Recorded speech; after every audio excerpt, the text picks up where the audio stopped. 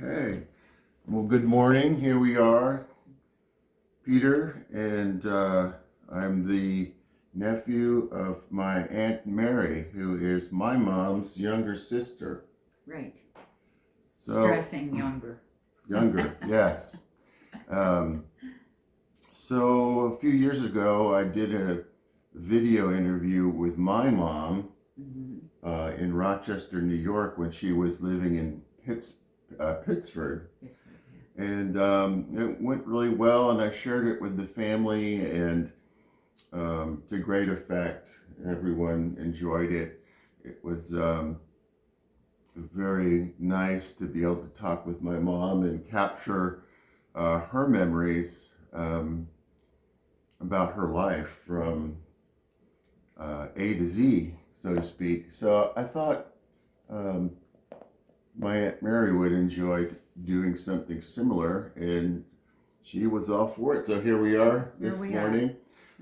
Yesterday we sat around for a few hours and I did an interview, and we came up with a bunch of questions sort of as a guideline for the interview.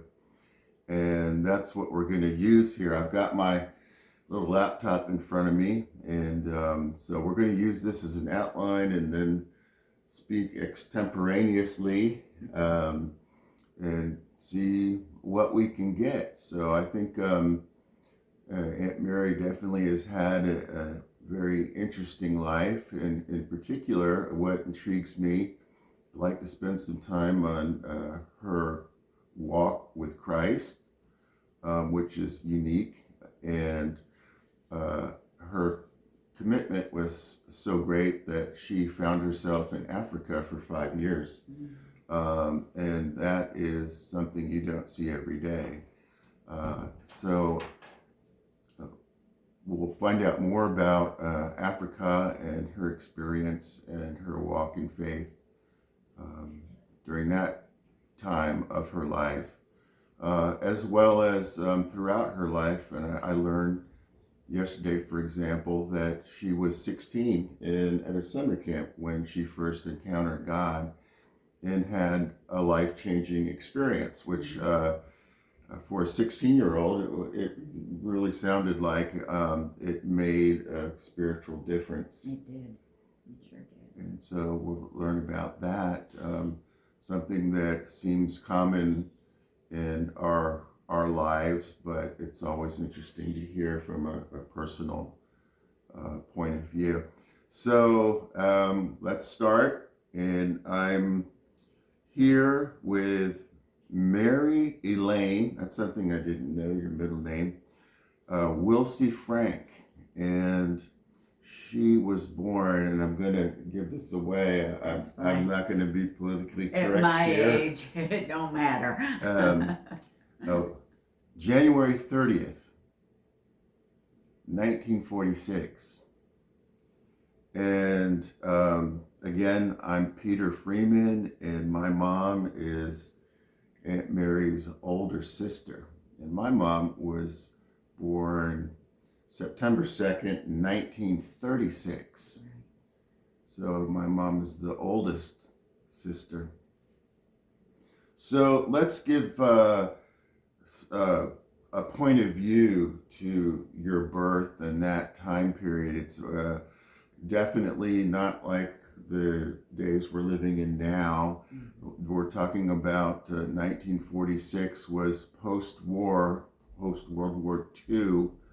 And America had just come out of a terrible, protracted war with Nazi Germany and Japan and the Axis forces that lasted, I think, from 1939 when Hitler invaded Poland, and then the U.S. got involved in 1941. Right, December 7th, 1941. And so you were born the first generation of the baby boomers. That's right. And so what happened is America just wanted peace, and they wanted to enjoy their prosperity and just live normal lives because it had been such a traumatic upheaval the previous years. And so there was a baby boom. All the GIs were coming back from Europe and overseas, and getting married and using the GI Bill to go to college.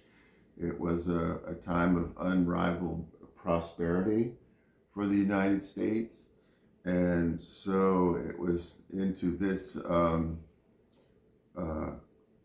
generation that Aunt Mary was born. And you were born in, I said Rochester, New York, but you corrected me, and it's Gates, New Gates, New York. York, Okay. And to me, it's all the same, but Yeah. I know. for someone who actually lives there, it makes a difference, Yeah, these it does. distinctions, and that probably did make a difference Yeah. where you lived. And so Gates, New York, which is a suburb of Rochester now, and so you were in the northeastern Piedmont on the. Go ahead. That's northwest of Rochester. Yeah, We're on the I west was side. talking about in terms of America. Oh, You're yeah, on the we're in the northeast. We were, yeah. In the New northeast. England, I believe it's. Well, very near New England. New England. New England would start, with Massachusetts, Vermont, and yeah. Mhm. So that, New York has an arm that goes up. And it on one side is the St. Lawrence River Uh-huh. and Canada. And so, and that's as it comes down and turns west, there is Lake Rochester and Buffalo, which it's Lake Ontario, Yeah, the smallest of the Great Lakes. right. So that, but over in the east is on the arm is Vermont and Connecticut and Massachusetts and then down to New York City, the other New York. That's right. That island country off the coast Yes, of the right, United yeah, States. that one everybody thinks of, but that's not most of New York. Mhm. Most of New York is very rural. Rural, And- lots of farmland. Yes. I like to call it God's country because It is it's so beautiful. Yes. Even in the winter, which is why you refuse to go back to New York to live. No. It offers an incredible variety of scenery and geographical areas and things to do like skiing and Yes. in the winter and snowmobiling. I can remember doing that. And then, of course, in the spring and summer, it's just incredibly beautiful. And in the fall, the color The is colors. part of the New Mhm. England beauty of color, Yeah. in the fall. And then, additionally, you lived next to Lake Ontario. Yes. So that brought its weather challenges as well in terms of lots of snowstorms. Oh, yeah. And again, Actually, statistically, if people think of not Boston, Buffalo, when you think of lake effect snow, but actually, statistically, Rochester has had more snow historically mhm. than it had the most snow of any of the lake effect. Wow. So, I can remember going up there as a child and benefiting from the lake effect, and that Oh, it yeah. provided lots of snow, and we went tobogganing and just had a wonderful time in the Adirondacks and on the lake. So it's cherished memories. Mm-hmm. And so it was post World War II in Rochester, New York, into which you were born. And what are some of your earliest memories of this part of your life in post-war America? I think you lived on Deercott Drive. Was that your Yeah, original home? our street where I was brought home from the hospital and didn't leave till I got married. So, people were much more stationary in those early days. Mhm. And it wasn't until my generation grew up that I think people began to move about a lot more, and the family began to break up. I was saying to you at one time that my parents' best friends were their own brothers and sisters. I mean, That's right. and that's who we visited. We didn't, and they had friends, of course, through church and in the neighborhood. Everyone knew everyone in the neighborhood, but the people that we visited and spend holidays with and things like that were family members. Gotcha. Yeah. Mhm. So family was a big part of my early memories. Your mom and I were 4 to 5 years apart, born 10 years apart, excuse me. Your mom and I were born 10 years, the years of our birth. But Philip, my older brother, number 2 sibling, Mhm. was born 5 years after your mom. So you had called it more or less the 5-year plan. Yeah, on your- right, on your exactly. parents' And I part. was about 5 years younger than Philip. And let's go through the children. There was my mom, who's the Barbara. oldest, Right, and then Philip, and then Philip. and then me, Uh-huh. and then Joan came 3 years after me. And so the difference between, say, my mom and Joan would be about 13 years. 13 years. So Yes. that's Yes. quite a difference. Yes, it is. And but Philip was diagnosed with type 1 diabetes Mhm. when he was 7, I believe, 7 or 9. And so that would have made me 2 to 4, somewhere in that area. Yeah. So I don't have any memories of our family without Philip being sick, I see. because what their knowledge, let me back up, insulin was discovered and began to be used in the 1920s. Mm-hmm. So this was just 20 years later, and they didn't understand how food worked with it.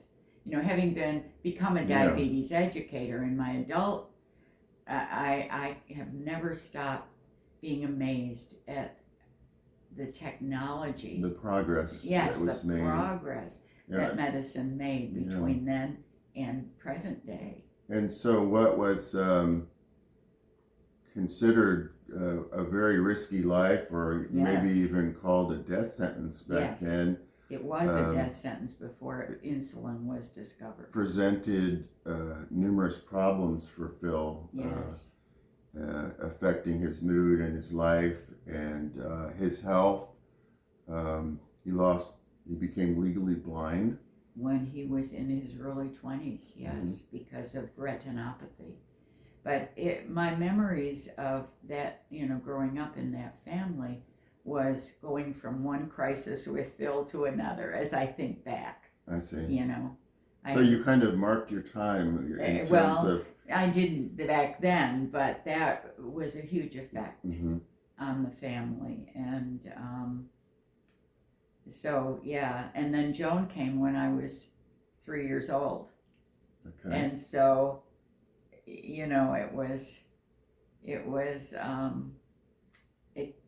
it could be a very fraught time in our family, Mm-hmm. between Philip's illness and the baby and a toddler.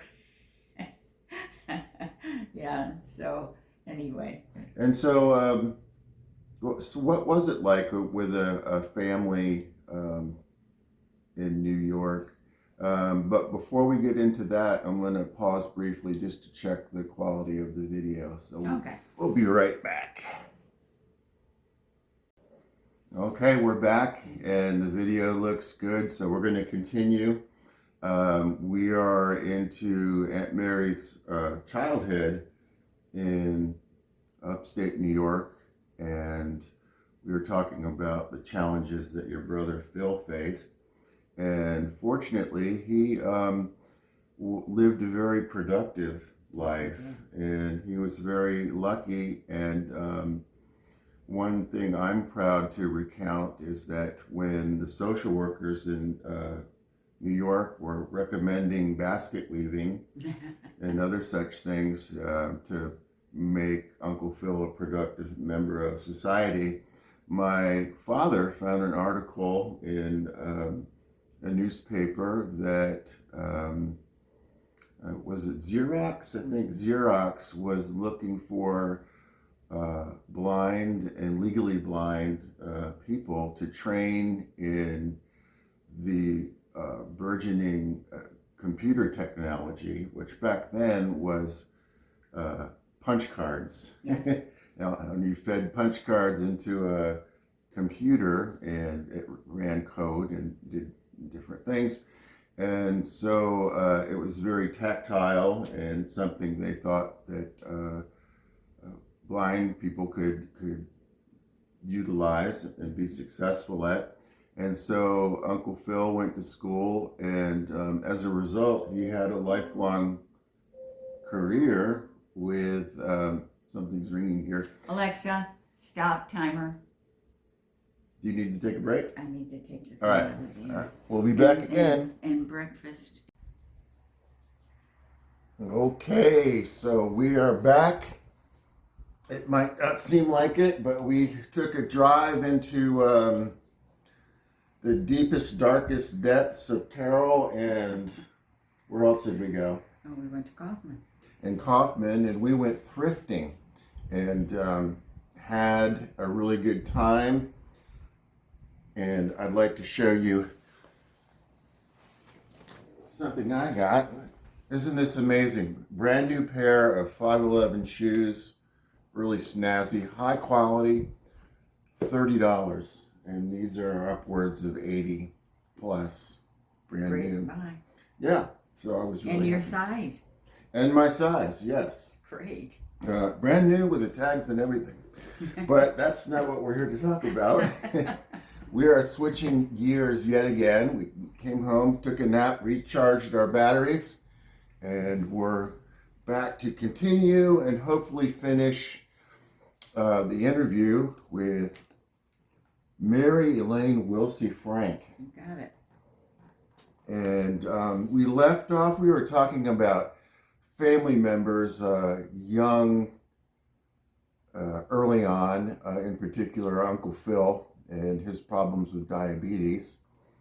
And what else from this time frame do you remember? It can be important memories or happy memories that you cherish. Anything in particular stand out from when, say, you were in elementary school and Joan was a baby and Okay. whatnot?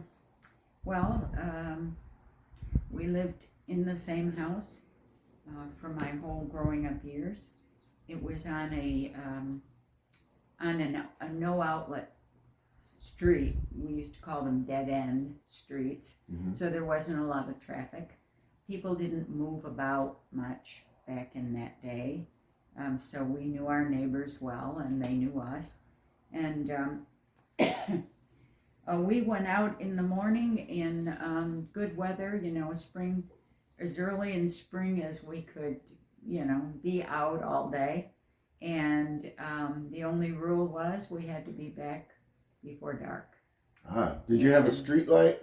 No street lights. Because that was kind of the rule of thumb when I was growing up, is when the street lights went on. No. We lived in a cul-de-sac, Yeah, and so we knew it was time to go in yeah. at that point. No, we didn't have street lights on our street. We just knew. Well, we were supposed to be home by supper, actually. The supper was a family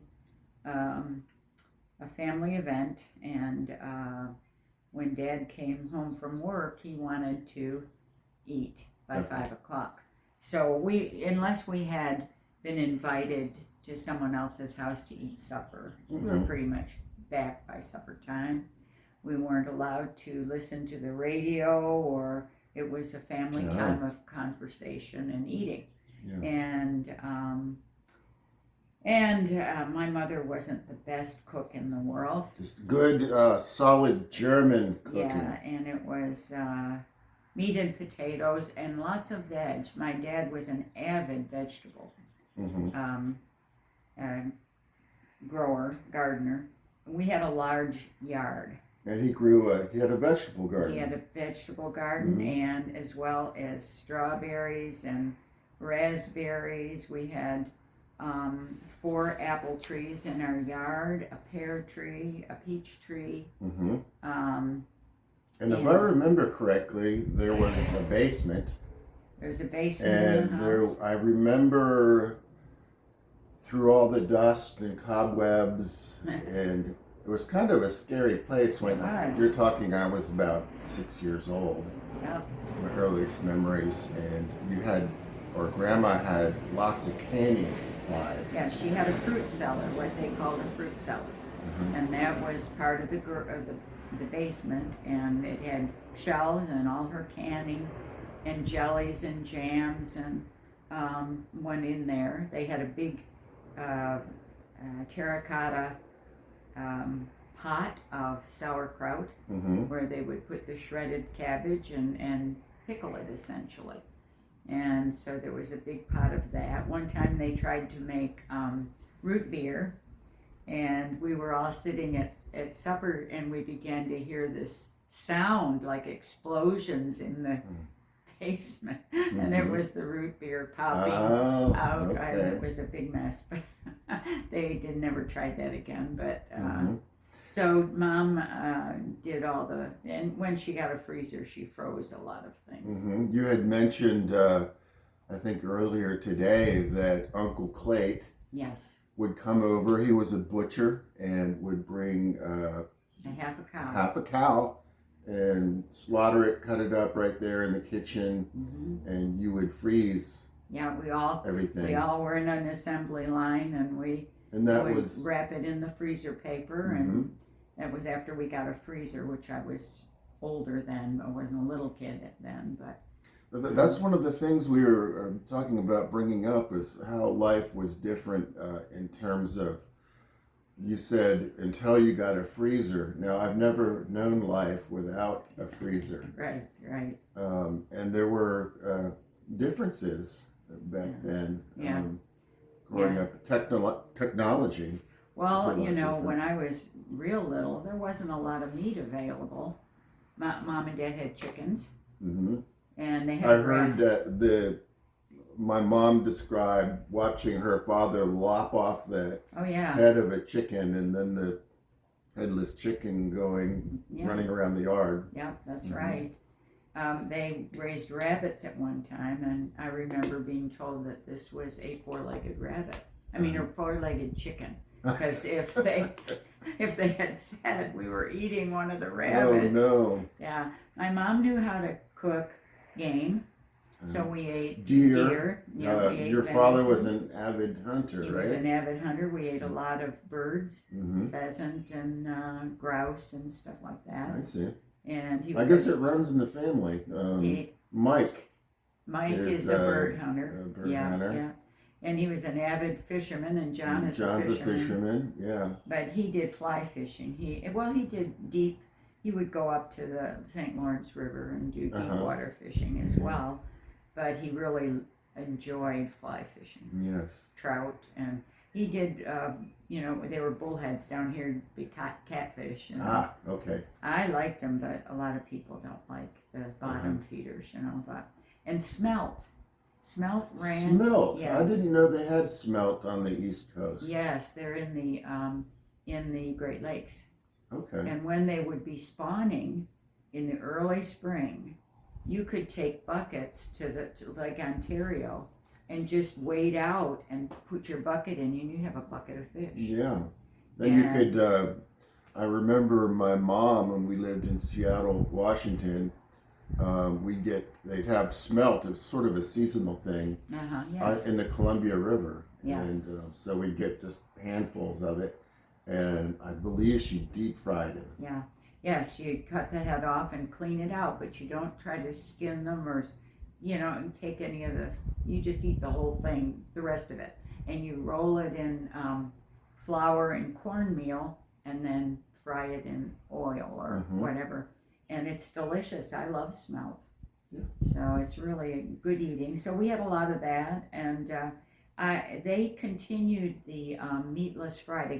During the war, Uh-huh. they had Meatless Friday, so they could send more meat to the soldiers. My mom talked about having to save things to give to like metal or Yeah. old tires or anything that could be Right. repurposed or recycled for the war effort. Oh yeah, that's Mhm. right. And you see that in the movie It's a Wonderful Life. You know, the main character couldn't fight because of his ear, That's right. so he oversaw the gathering of all that stuff. And so it was the veggies that we ate that I loved all vegetables, all Mhm. fruit, because It was and there. when we were growing up, the choices were you can eat what is made for you or you cannot eat. Those Ah. were your two choices. Did you have to eat everything on your plate? Yes, which is unfortunate Uh-huh. because that's not a good thing to. But there was, if you didn't eat, what was given, you didn't eat. Right. There was no going and snacking later. There was no, I'll make you something special. No. You ate what the family ate. And was that every evening you'd have dinner together? Yes, every evening we have Mhm. dinner together. Yeah. Mhm. Yeah. What kinds of things did you do for fun? You didn't have video games that Mhm. were. I remember our first television set, Uh-huh. and I was in primary school. My great uncle owned an appliance store, and he talked. Dad wasn't going to get a television, and he talked Dad into having, on approval for 30 days, you bring a television set with a bunch of kids in the house.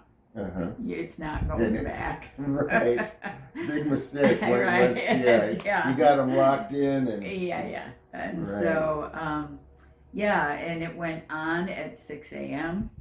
There was there were 3 stations, ABC, Mhm. NBC, and CBS, and it began broadcasting at 6 a.m. and it went off at midnight. At midnight. And then they played, did they have the pattern? They had or, the pattern, yeah. they played the national anthem, National anthem. Mhm. had the pattern and a bzzz, and that was it. Yeah, And, I can remember that. They were doing you? that into the 70s. Uh-huh. And I remember the national anthem and the test pattern. And there was a wonderful poem called Flight. And it was written by the son of one of the missionaries in China during the Nanking Massacre. During the Boxer Rebellion? No, this is during World War II. Oh, okay. And anyway, he was a poet. Unfortunately, he died in training in Britain during the war, but he wrote a wonderful poem called Flight. You look it up. McGee, I think, is the last name.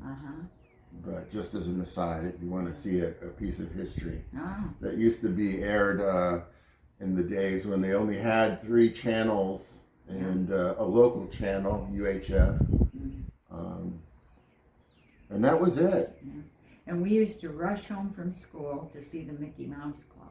Ah, okay. It came on at 4 o'clock in the afternoon, and MICKEYMOUSE, Mickey Mouse, and then Donald Duck would pop up. Donald Duck.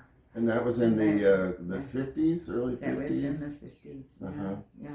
And what else did you do? Now, last night, after dinner, Aunt Mary had a friend over, whose name I can't remember. Kathy. And we played the board game Clue. And I remember playing board games back when I was in elementary school, and I remember playing Clue. Unfortunately, it took me practically the whole game to remember how to play it. To remember who you were. To remember who I was and what color I was. Yeah, that's right. But it was a lot of fun. It brought back a lot of nice memories. And that was a little bit after I was a kid. We played Monopoly. I hated Monopoly because it took so long. Oh, yeah. But, and we played Canasta. Played Canasta a lot. And Parcheesi. My mom and dad played, what's the one with the little pegs in it, in the cards? And they played a lot of euchre, which is a very concentrated card game up in German areas. How about bridge?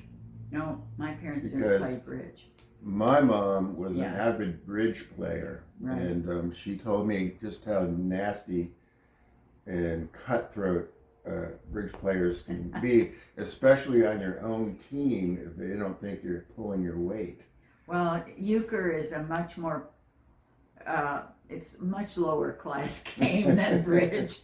It's when you have a beer and you play. It's just four people, and Uh-huh. it's a lot. It's much.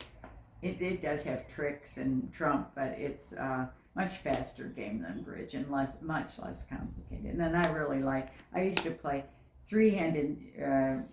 Three-handed euchre is when the kids were younger.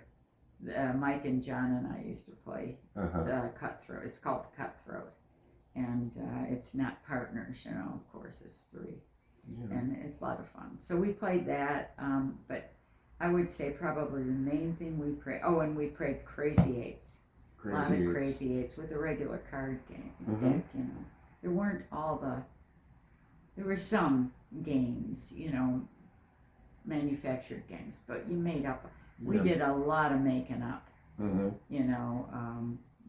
Joan was a athlete from the time she was just a It little still kid. is. Still is, and she always wanted to play Cowboys and Indians, and Uh-huh. and then we had at the end of the street was a place where they would put fill dirt and just in the And I ponds believe down it still is. No, it I isn't went anymore. back with Jesse a couple summers ago. Oh, did you? And we passed by. Yeah. Uh-huh. Well, there's this interstate back there. It's a numbered Right. road back. Yeah. But Mhm. anyway, back when we were little, it was all rural, and there were ponds back there, and there was somebody had made a little. So you had a woods to play Oh in. yes, Yeah. and it would freeze in the winter, Yeah. and we'd go Mhm. down and skate around. It would be flooded Sledding. out. And, Yeah. That's yeah. part of my childhood too. And unfortunately, I think a lot of that's lost Yeah. today. Being outside till dusk Mhm. and Yeah. just cavorting around the woods Using your unattended by imagination. Oh yeah. helicopter parents, and Yeah.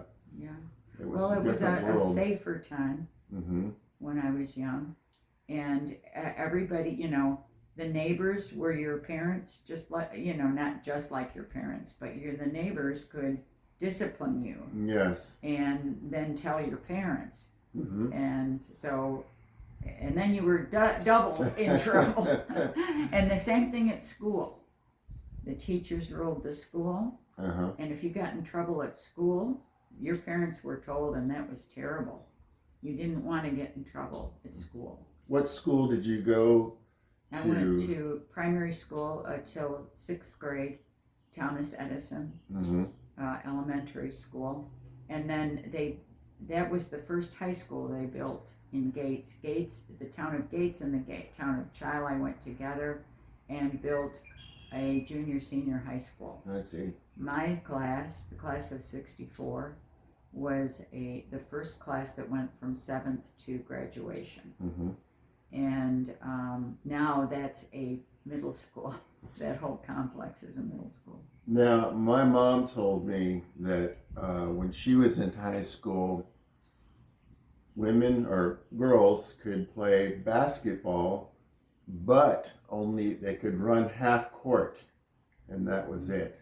I didn't know about that. Yeah. So, just as a comparison to what are the standards we hold ourselves to compared to back in the dark ages. Thank you. Well, that was 10 years before me, and I was never an athlete. I got through gym class, thankfully. I just did not like. What did you excel in? Or first of all, did you like school? And even if you did or didn't, what did you like to do? I like to read. That's just like my mom, I love to your read. sister. And your dad was an my avid dad was reader. an avid reader. And I was bullied in primary school, and now, like 4th through 6th grade. And I hated school. Yeah. I can remember sitting in the bathroom in a stall thinking they could make a little place for me, and I could, a fold down desk and shelving, and I could just live in here. That's how bad it was. Did you have any support from the principal or teachers? I remember one teacher had me go out of the room and close the door, and then a little while later she had me come back in and sit down, and later a friend told me that she had scolded the kids about how they bullied me. And I don't remember that it changed, but yeah. But then when I went to the junior senior high school, we changed classes. And so there wasn't, in the elementary school, if you were in Mr. Gear's 6th grade class, it was my first male teacher, was 6th grade. And you stayed in that class. Everything was done in that class. He taught everything. Oh, wow. Okay. But when we got to junior high in 7th grade, we went from classroom to classroom for different subjects. And the bullying stopped because we weren't all together. It was 4 elementary schools that funneled into this high school. So all the dynamics, social dynamics changed. Yes. Yeah. And then I liked it better. But in high school, I got involved with drama, and I found my place. There was a wonderful English teacher, Mr. Dispenza. He was just great, and he was the drama coach. And there wasn't a class; it was after-school activity, and I did. But I ended up being elected class actress in my graduating class. Was it Spencerport that you went to school No, that at? was your mom. Okay. That was before they built the junior, senior high I school. see. Everybody funneled into Spencerport. Gotcha. Yeah. All right. So, I got into that, and I really liked that, and I also wanted to bring up, you said you had a TV, but before then, I'm assuming you had a radio. Oh, yes, and I have great memories of the radio because there were stories we listened to, like I remember Sergeant Preston in the Yukon was one of our favorites, and it came on at 6 o'clock and in the evening and on the radio, but Dad would not allow the radio to be played during dinner. It was a family time. And boy, and then we had to do the dishes, right? But we could turn on the kitchen radio. We had a little radio, a little box radio in the kitchen, and a bigger radio out in the living room. I see. But we could turn on the radio while we did the dishes, but we could not turn the radio on during supper. And so if we, the conversation went on for a long time, we would sit there. Finish eating, or people were eating slow or whatever, and we always wanted to listen to that, and of course The Shadow and Amos and Andy. Did you know that the first Amos, do you know what Amos and Andy was? Well, a radio show. It was a radio show, and it became a television show. Okay. But when it was a radio show, it was about 2 black people. Okay. And the first ones, I didn't know this till recently. I heard a trivia. The first voice actors on radio were white.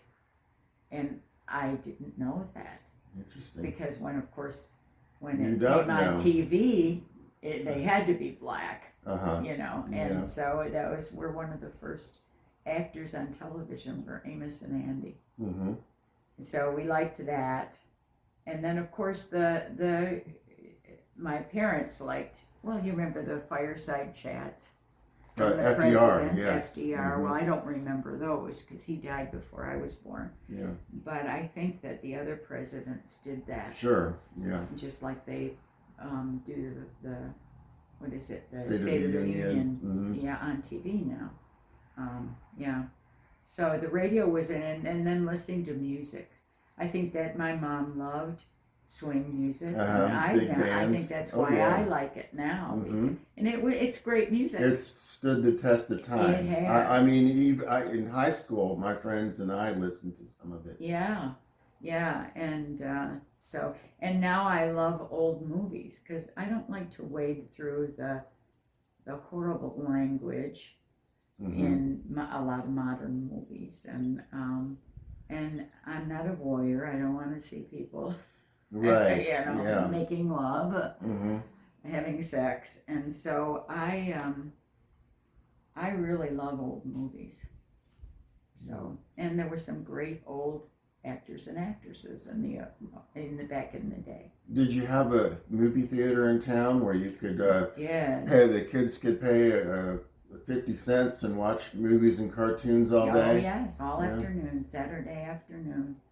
Yep. Oh, it wasn't 50 cents. It was like a quarter or something. Okay. And then my mom told, some of the dishes we used, they would give away dishes at the movie theater. Oh wow. Mm-hmm. And so some of the dishes we used were those that mom had saved from going to the movies, 10 cents, Nice. and get a dish. Yeah. And the phone. Oh yes, the You phone. talked about the phone. Describe how it was back then. Well, we had a party line, 4 families on the same line, Mm-hmm. and so the phone was only used for the necessity. You didn't just call and talk to somebody. One of the families that was on our line had a teenage daughter. Uh-huh. So I would very quietly pick up the phone and see if she was talking to her boyfriend. Finally, she came over and tattled on me, and I got into so much trouble. But, if you had an emergency, you would, and someone was on the line, you'd say, "I'm sorry to interrupt you. I need to call the doctor." And they would, let you have the phone. Now, so your phone was pre-programmed, and you just had to press a number to dial a person. No. It was all voice. Yeah. Yeah. So you just pick tell it us up, about. and you'd hear the operator say, "Number, please." Uh-huh. And our number was Genesee 6047. That was our first number. My first number was 881-1282. So then they added Genesee 8. Mm-hmm. And then they added letters after as people moved and, grew. Genesee 8, 6047R. That was our last one until they went to the dial. And then they had things on TV where they would show you the rotary dial. The rotary dial and how to use it. And this is AT, and it wasn't AT&T. I guess it was, yeah. AT&T is introducing a new form of telephone, and this is how you use it. You pick up the head, the headset, and you listen for the dial tone. It will sound like a buzz. And then you dial your number, and it was a big telephone, and she was showing you how to do it. And then we got and then everybody had their own number. And that was pretty much the standard for decades. Yes. And I grew up, we had a rotary phone in the kitchen. Mm-hmm. And my parents had one in their bedroom. Mm-hmm. And then we started getting into the phone messages, the machines, and cordless phones, which was nice because back in the day, your phone, your headset was attached to a cord. Yeah, which was attached to the heavy phone itself. Yeah, and then attached to the wall, so it was there. You didn't move it. Right. Yeah. Yeah, and then we had the push button phones, and I remember the Princess phone was a long thing, and the headset fit into, so it was about this long, and you pick it up, and it's kind of like a banana. Yeah, yes, exactly. And the buttons were in the earpiece, the part that you picked up. And That's put to right. your head. I remember that. Yeah, that was the Princess phone. And then when we got, of course, cordless, and my first phone in the car was big, and it had that was in 1990, and it had a whole thing that went into, and it was about this big. Uh-huh. And Did it you was have to pull out the antenna on the? Yes. Uh-huh. Yep, Now that we have was- this little phone that has more memory in it than Right, iMac. What was it yeah. called? IVAC? Or first, the IBM computer. Yeah, the first uh-huh. computer that took up a whole room. And you had to feed in the punch cards to program it. that Uncle yeah. Phil had made. Interesting fact: the Apollo missions that put a man on the moon all used punch cards for their computers. And that was what? The late 60s, I guess. 1969, because I Yeah. remember watching that. I do too, and I remember not my parents, but my next door neighbors. There was a boy my age, and they said, "Sit down and watch this and remember it." Yeah. And I remember. Yeah. And you were you were born in 60? 64. 64. Yeah, so I was. So you were just a little guy. 5, 6. Yeah.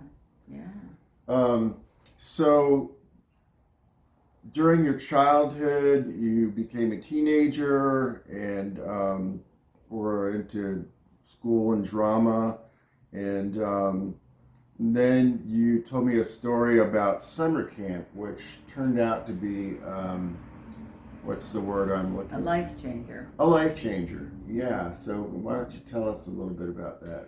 Well, when I was growing up, I probably, I was bullied. I was never accepted by my peers, and I was the third of 4 kids at home.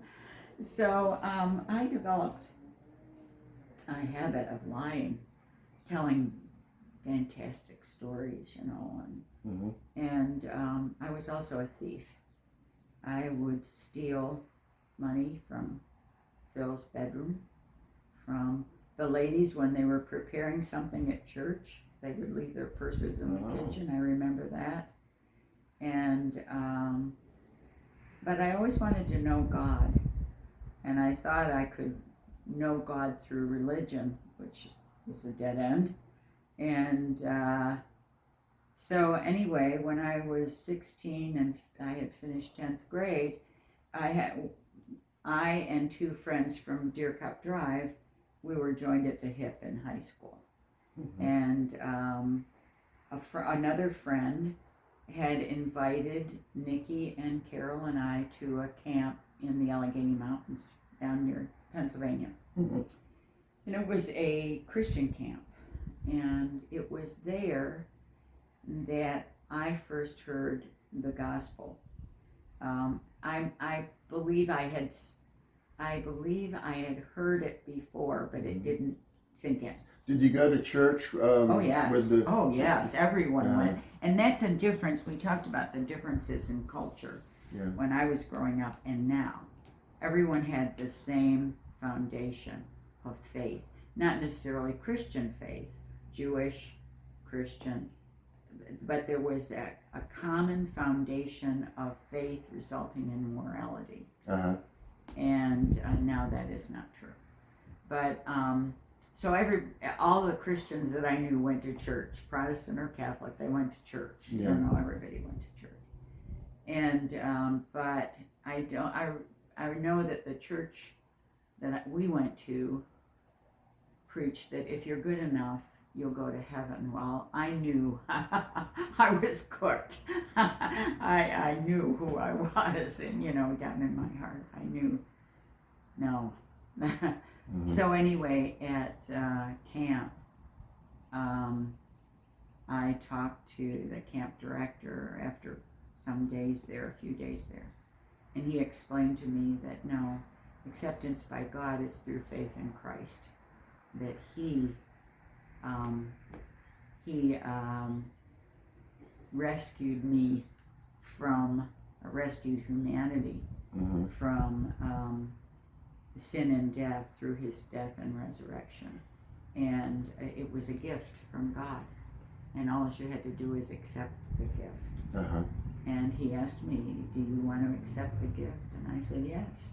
And it was, I can't describe the reaction that I had. It was like the weight of the world lifted off my shoulders. Mm-hmm.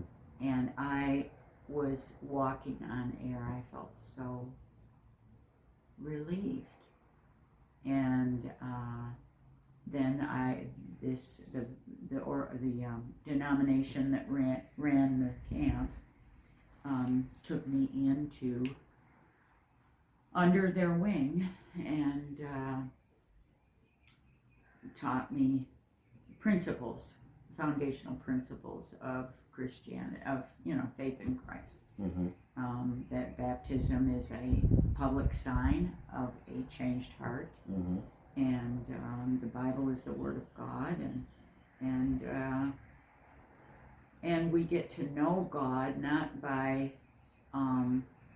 study really, but by experiencing God. Uh-huh. I just saw a little snippet on Facebook. A pastor named J. John, British, and he was talking. It was a great little explanation. He said, trying to explain God by science and by, what did he use? Anyway, he said, you have to experience God. God is a person. Uh-huh. You have to experience God. That's how you know God. Mm-hmm. And so anyway, that changed my life. I had a lot of growing to do, and I didn't really grow really fast. There's a difference between knowing about God and knowing God. Mm-hmm. Because I love to read, and I really do love the Word of God. But it wasn't until disaster struck our family that I really got to know God a lot. Mm-hmm. So. Now I remember my mom saying that when you got back from camp, things were never the same. I think it might have been your break, your independence from the family, a sort of a stage of a part of growing up and becoming your own person. I don't know what she perceived, Yeah. from me, but I do know that I wanted to tell everybody Yeah. about Jesus and how much he loves us, and that he died for us. And I thought I could talk people into it, and that's not the way it goes. So your mother and I had some very passionate conversations. I can imagine. Yeah. Because and that may be what she remembers. I don't know. Well, I think more that it was, or the way I took it was part of your growing up and becoming your own person. Yeah. Well, that may be. Mm-hmm. Yeah. I do know that this was a very conservative denomination. What was the denomination? It was Plymouth Brethren. Very small, very conservative. Mm-hmm. And they didn't believe in dancing or makeup or anything like that. And that was unfortunate because it promotes a legalism, yes. Yeah. And so, for example, that was 1962 that I went to camp and accepted Christ in the summer, and then Phil and Pat were married in October of 62. So a few months later, I was in the wedding, and it was a big Irish Catholic wedding with a big, dance and dinner, and they wanted the wedding party to dance, and I wouldn't dance. And that was sad. That was too bad. Mm-hmm. It was unfortunate. But it's all part of growing up, you're going to encounter learning. that. Yeah. Eventually. So I'm thankful for that group because they taught me how to study the Bible, which is good.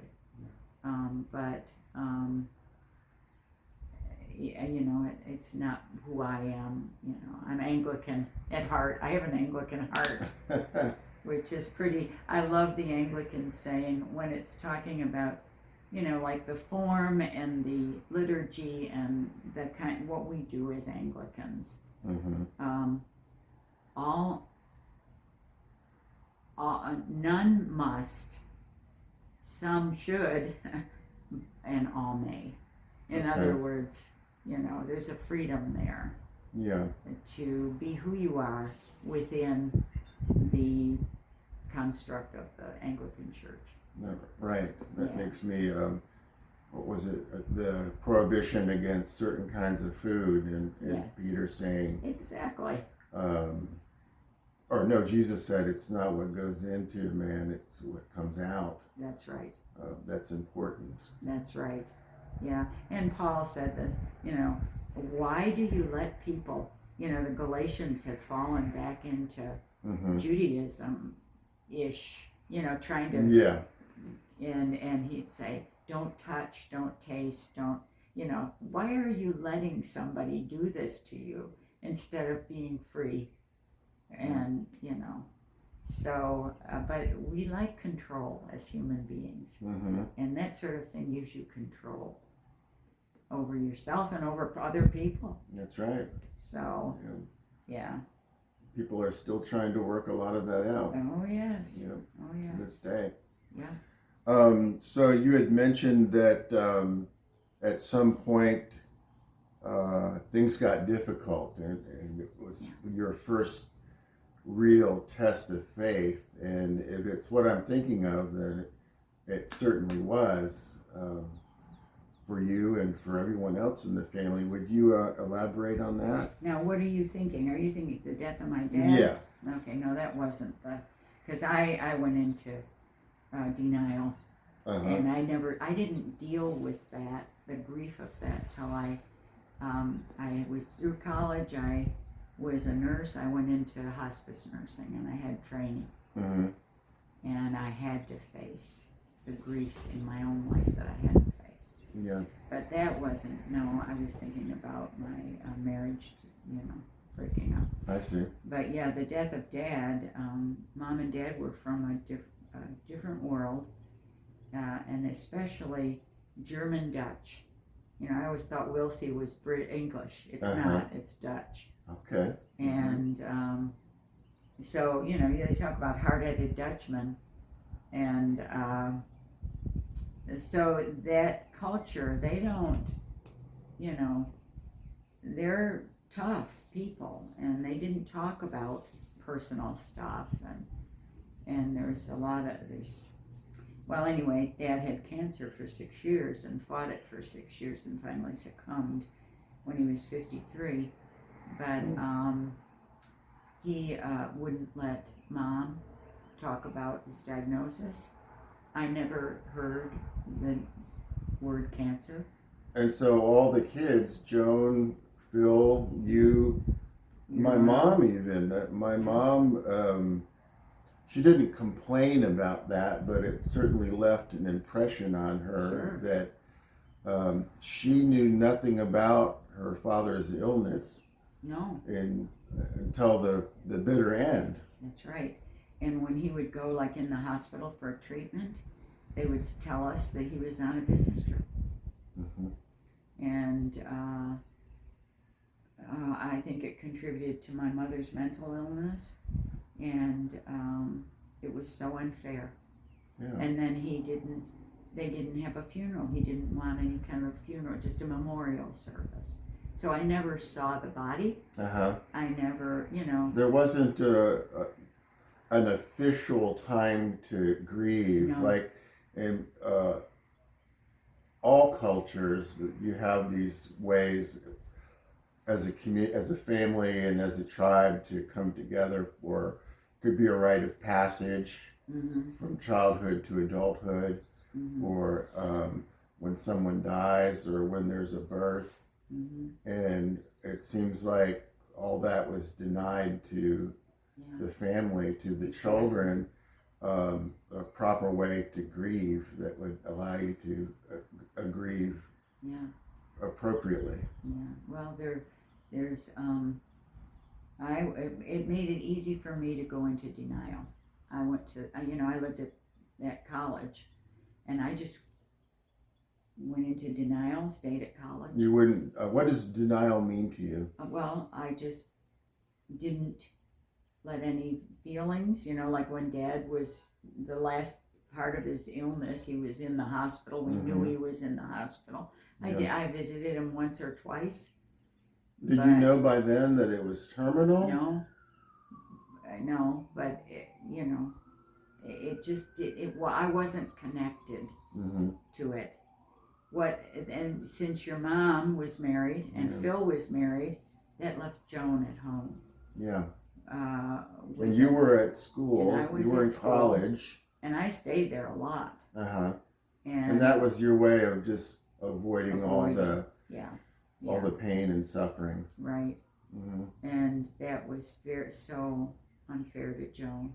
She was 16 years old in high school. Yeah. So. And she was in daily contact with Grandma. Oh yes. Who I just love to death. I have so many fond memories of her. Well, I've known for a while now, but she really had difficulties. She had deep suicide attempts. Yeah, and deep depression. She had electroshock therapy. It was called R Wing at Strong Memorial Hospital, which is part of the U of R Medical Centers. How did I guess you're right. The person most affected or that had the hardest part was Aunt Joan. Yes. I guess. Yes, I'm sure. Because she had no choice. She had to be there. That's right. And I'm just wondering. I wonder how she managed to make it through that. See, next time you go up there, you can interview her. Well, there you go. Yeah. But she turned out great. She really She sure did. She is such an admirable person, and that's right. I think the world of Joan. So God bless her. Yeah, she is a caregiver. So you were in school and Grandpa died. And at that same time, you met somebody, I met Carl Frank. Yeah, and we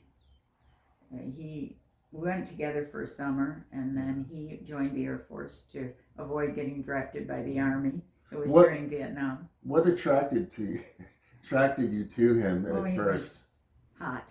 Hot. Okay. Yeah. So there was a physical attraction. Yeah, and he was. I wanted a strong man. I think. My dad had died. Where's Dad? Dad was the center of our family. He was the dad. You know, and took his role seriously. And you were left with this void. A big void, yeah. And I think I wanted a strong man. And we really didn't have an awful lot in common. But other than our faith, he was a youth pastor, or no. He wanted to become a pastor, but he never did that. He had 1 year, I think, of college, and then he joined the Air Force. And so he was stationed over and on the West Coast. We wrote letters for over a year, and he proposed, and I accepted, and he came home on leave, and we got married.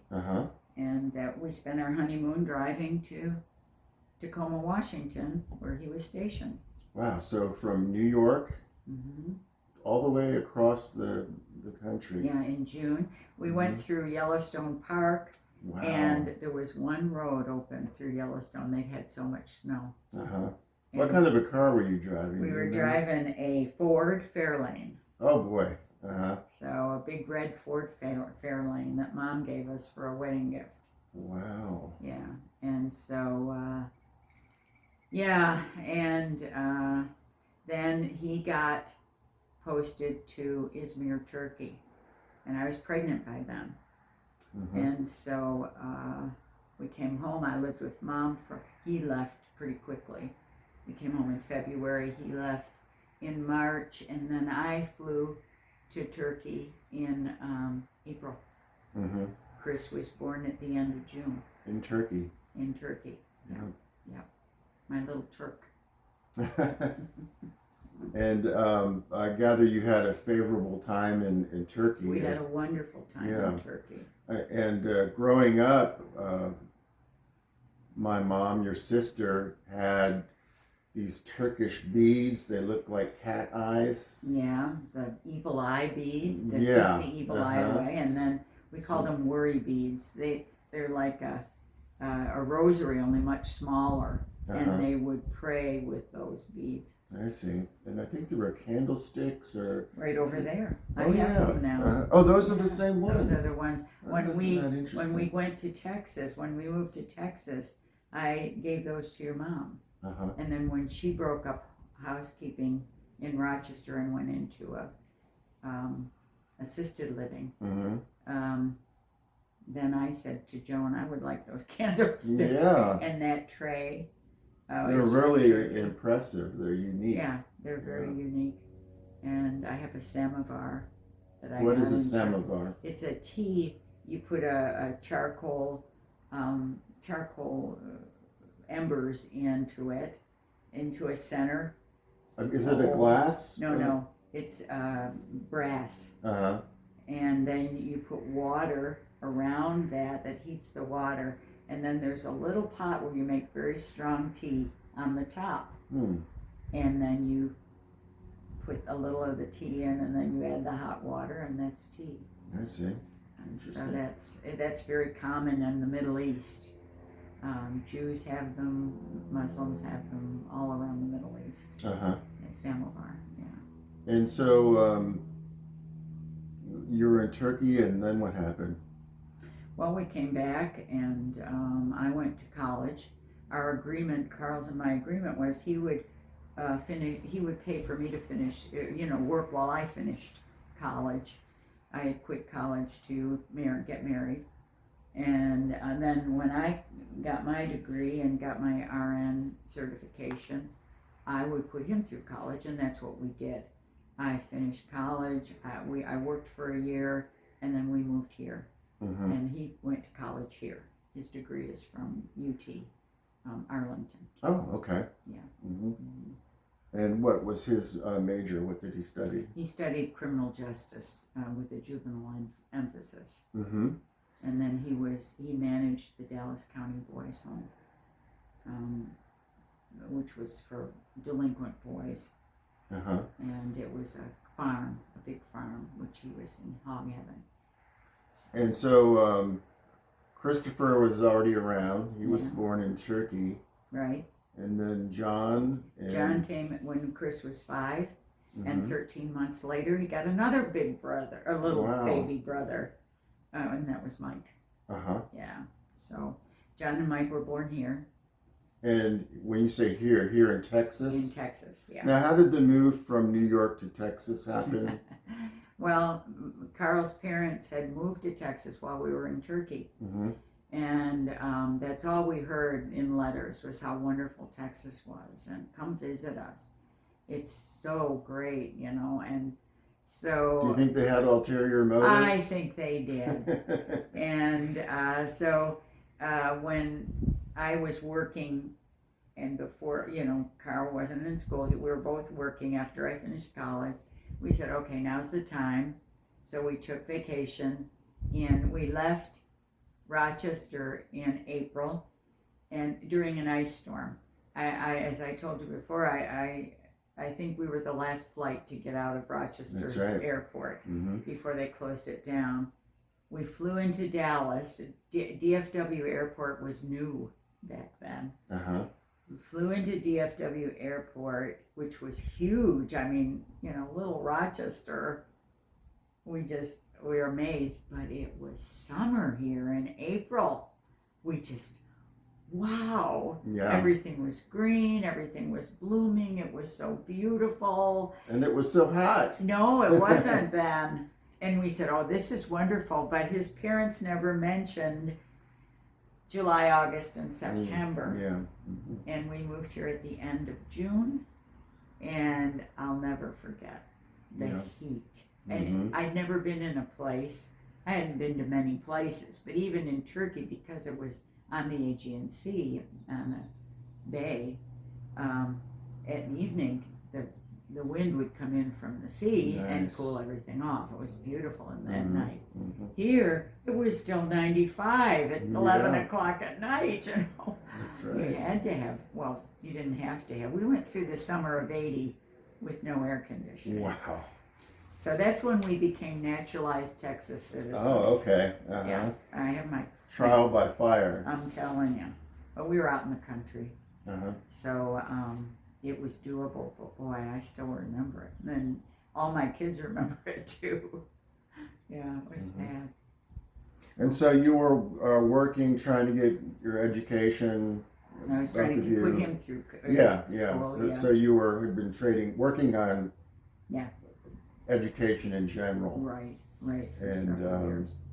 raising your 3 boys. Yeah.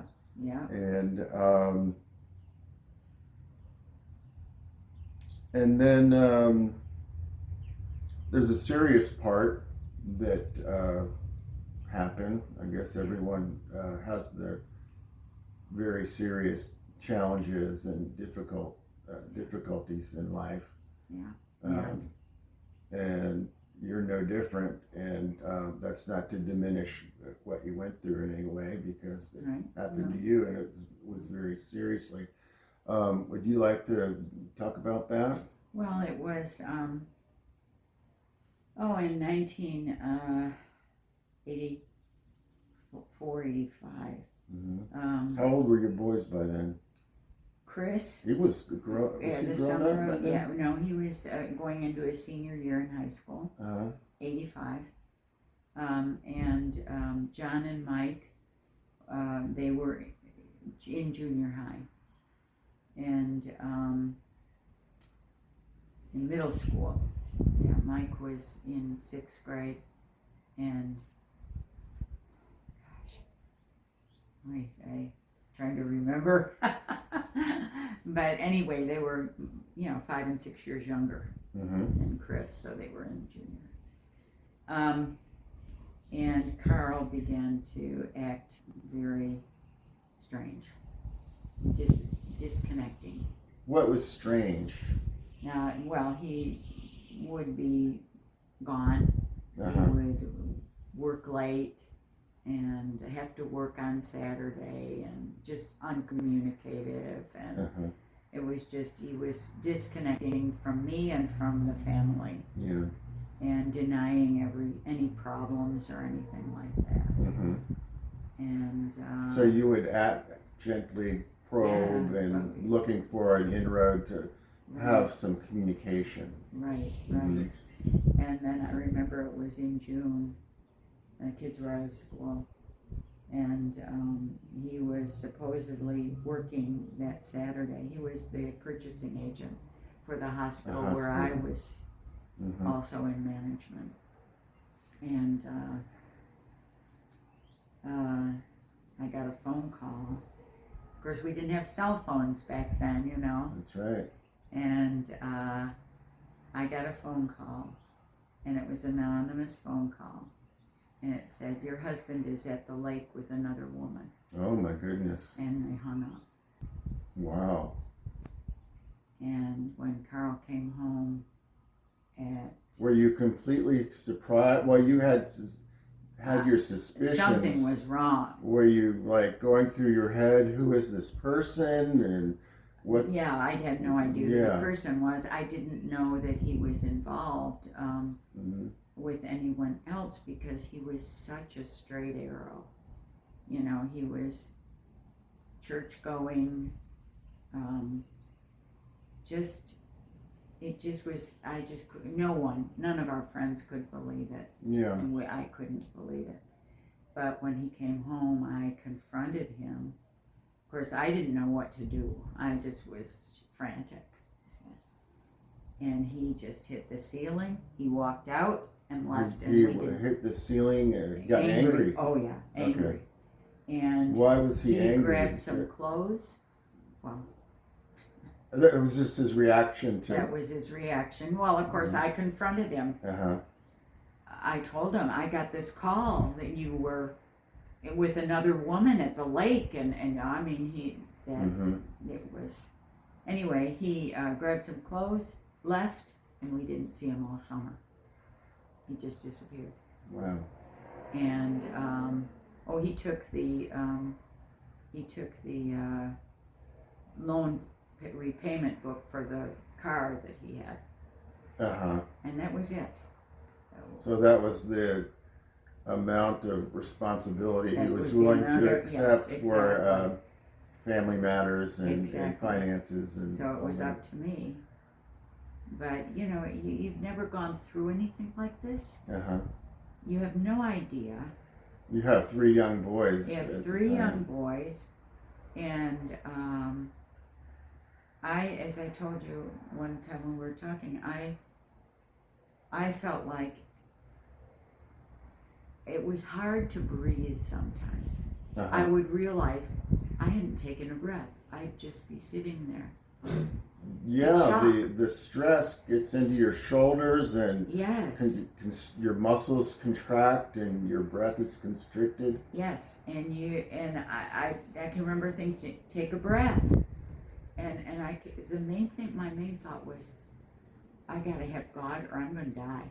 I Uh-huh. can't live through this, and that's when I really grew up real fast in Christ, because it was like, I remember I was crying out to the Lord. It talks about in the Psalms especially. Oh yeah, there's a lot of I crying cry out out to the Lord. I cry out to you, Lord. But I was just, Lord, it hurts so much. I can't do this. I can't do this. And it was the first Your time. whole life was invested in the marriage and so much riding on it. Exactly. The lives of 3 young men. 3 young men. Potential. Mm-hmm. And into my mind came a picture. It wasn't a visions per se, but it was a picture. I could see in my mind this picture.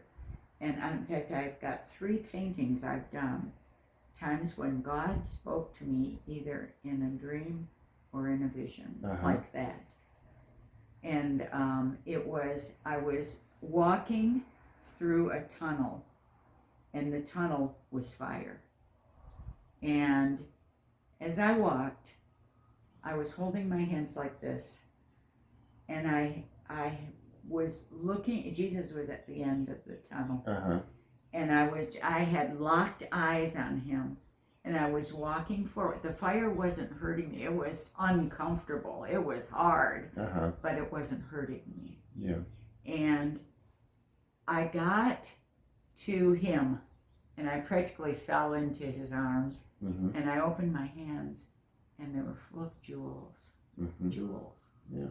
And I knew he was telling me, I know this is hard, but I'm going to create jewels in I'm your where life. your treasure lies. And I'm where your treasure lies. I am, that's the thing about Christianity. It's not about following the rules. It's about knowing a person. It's a person. That's who Christianity is. So anyway, later I found those verses. It's in Isaiah 54. When you walk through the water, it will not overwhelm you. When you walk through the fire, it will not burn you. He was showing me a truth out of his word that I had not yet discovered. Was there an immediate effect? Did you realize this all at once, or was there a period when you had to process the dream? Or no, it was not immediate. Well, I knew when I knew when I was seeing this in my mind's eye that I would get to him. Yeah. But like when I found that, it was on a mission trip, my very Mhm. first mission trip to Haiti, Ah. way up in the mountains of Haiti. And I was in Isaiah, I was reading in Isaiah, and I found those, and that Uh-huh. whole vision And came it back. clicked. And I realized he was showing me something I'd never seen in his word Was that I it needed at that point. at that point? Did it inspire you? Did it make Oh, you yes. it kind of? Oh, yes, it gave yeah. me strength. I can do this. I can do this. Uh-huh. But it And- certainly, as we had talked about earlier today, it wasn't all wine and roses, so to speak. No. Boy, I think of financial struggles that I have, and you certainly had your fair share of those Yes. as well. Yes. But the Lord always provided for us. We never went hungry. I was telling you about the $50. Uh-huh. But it wasn't a lot. We didn't need a lot. We learned that you don't need a lot. You don't need a lot to have what you need. You know what I Mhm. mean? Sure. And Absolutely. we had what we needed. Yeah. But the main thing, we grew very close, the boys and And I. that's the love is Oh, yes. the most important thing in my mind to cultivate. Absolutely. Mhm. Absolutely. I can remember coming home. I told you how the Lord provided a job for me right in the same town we lived after That's Carl right. left. Yeah. Within a couple months. And Is that so- the one that cut down your drive so much Oh, yeah. dramatically? oh, yes. Yeah. And I would come home at lunchtime and read. We read The Call of the Wild, we read the Chronicles of Uh-huh. Narnia, and I would read as long as I had time before I had to get back to work Yeah. in the summer, or when they were on spring break or whatever. I would be able to come home, and then I was home for Do things. supper. And didn't you do some sort of a breakfast with the boys? Oh, or we would go out to the lake. picnicking? Yes, Yeah. Okay. our breakfast picnics, Mm-hmm. and we would. I would take breakfast out to the lake. There was a lake near Ennis, Yeah. and in the summer, and then I'd go to work. So that kind of kept you guys going, Oh, yeah. having that interaction. That's there. right. That's But right. still, as we know, it wasn't all Oh no, yeah, and I'm not an going to get easy into that. That's their story to tell. trajectory. But Uh-huh. yeah, God provided. Yeah. Yeah. And so at this point, Carl was gone. He was Yeah. off doing his own thing and not much contact. No. And this is a good time to take a little break. Okay. So I'm going to get some water, use the bathroom, and then we'll reconvene and All right. Sounds like a continue. plan. All right.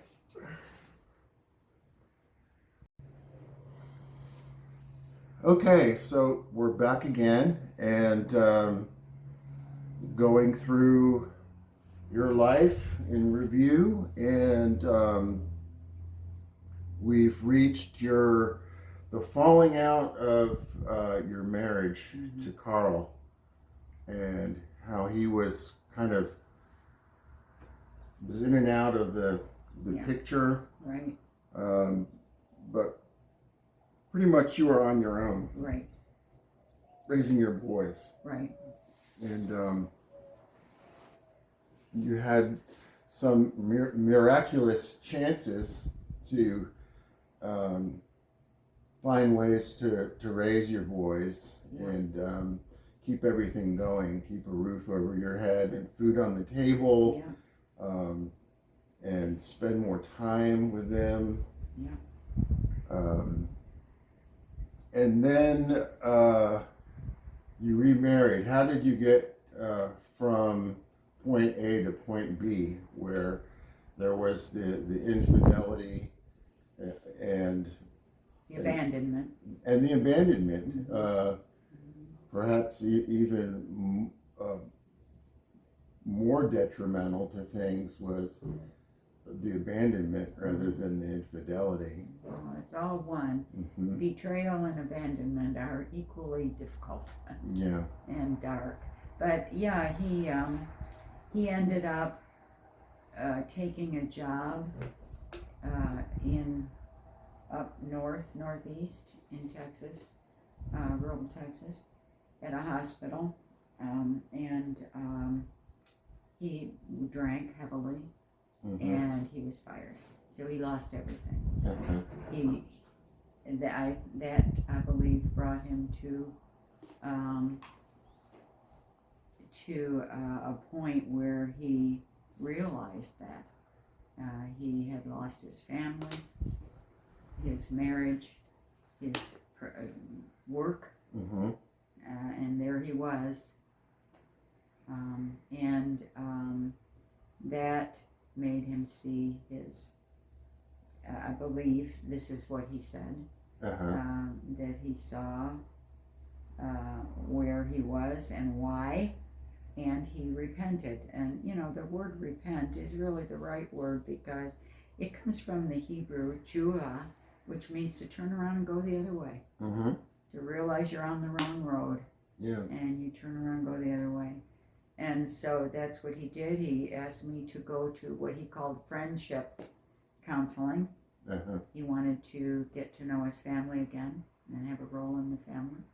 We went to that, and then he proposed marriage, and I had always hoped we would be reunited, and we were remarried, and that lasted for 6 years, and then he began to show behaviors that he had the first time around.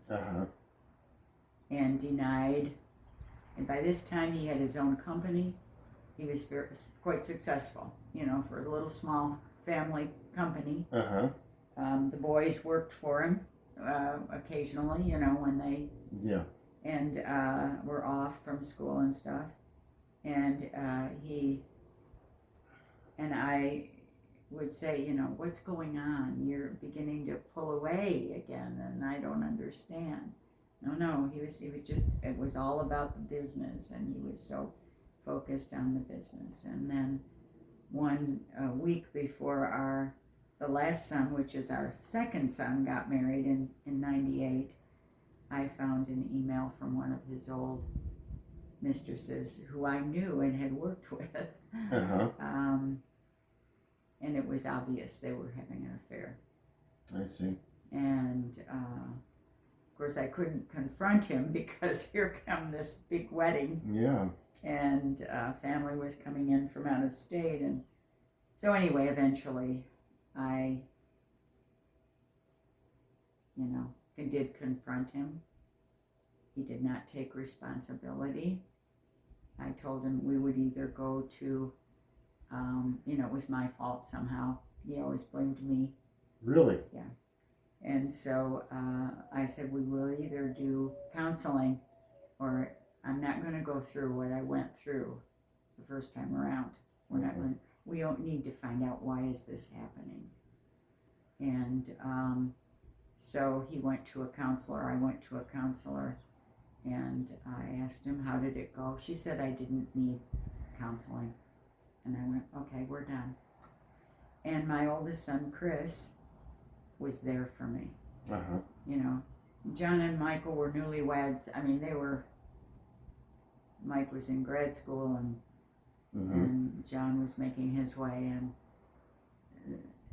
Chris was established. He was in school as well and getting his theology degree, but he was married with 3 kids, and so he just moved his kids into one bedroom. They were all little guys, and they got that room ready. He called me almost, I think it was the same day that I had called him and told him what was going on, because I hadn't told the kids until I knew it wasn't going to work.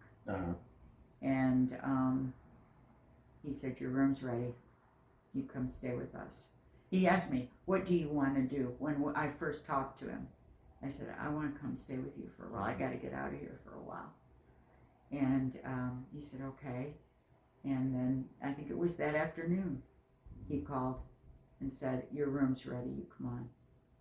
Now, if it had been me, I would have kicked him to the curb, as they say. I wish I had. No. You had the house in Richardson, right? He had the Yeah. house in Richardson, I had the house in Kaufman, That's right. where Chris and Beverly and the boys were living while he was in school. Okay. And so I just, lived with them. I worked full time, so I would do the grocery shopping. They didn't have to buy any groceries while I lived with them. So that was my contribution, and Yeah. I tried to be a good mother-in-law to Beverly, because that's a Good. hard thing Good. to be in a Yeah. little 3-bedroom tract house Mm. with Mhm. mom, dad, 3 kids, and grandma. Yeah. Wow. But we managed, and then he got his first church where he was senior pastor. Mm-hmm. He had been a youth pastor before, Okay. but in Arkansas. So then that left me in the house, and I got it fixed up, and I put it on the market and moved to Waxahachie, where I worked. And the house in Richardson? The house in Richardson, Carl lived there, and he eventually sold it to Mike and Carla's best friends. Grandma Frank died, his mother. Oh, okay. That's why we had bought the house across from her. It was on the market. So we bought it to be near her. Mm-hmm. And that's where we were living when it hit the fan. Was there any attempt after that for reconciliation on his part, or No. that was just pretty That was much the end it? of it. Yeah. We went one time. We went for a drive to get an ice cream to talk, Uh-huh. and it was obvious. No, this was not going to happen again. Yeah. So I didn't see him. We divorced while I still lived in Kaufman. So it was just soon after that Mm-hmm. we divorced again, and then the house sold, and I moved over to Waxahachie, and I didn't see him until 20 some years later. Wow. Yeah, I didn't. Now, when you moved to Waxahachie, what year was that, more or less? That was, let's see, this was 96, 97. Mm-hmm. And the hospital in Waxahachie had an apartment building that was used for employees, and it was part of the hospital. They owned it. What was it Baylor Hospital? Baylor Hospital Okay. in You were Ellis doing County. obstetrics. I was home care then. Okay. Yeah. And so I got an apartment at the apartment while I looked for a house, Uh-huh. and found a house, and it was so neat because it was the cutest little Victorian cottage. Waxahachie's known for its Victorian houses and stuff, Mm-hmm. and restored. And my dear friends in Salado, Rick and Denise Thompson,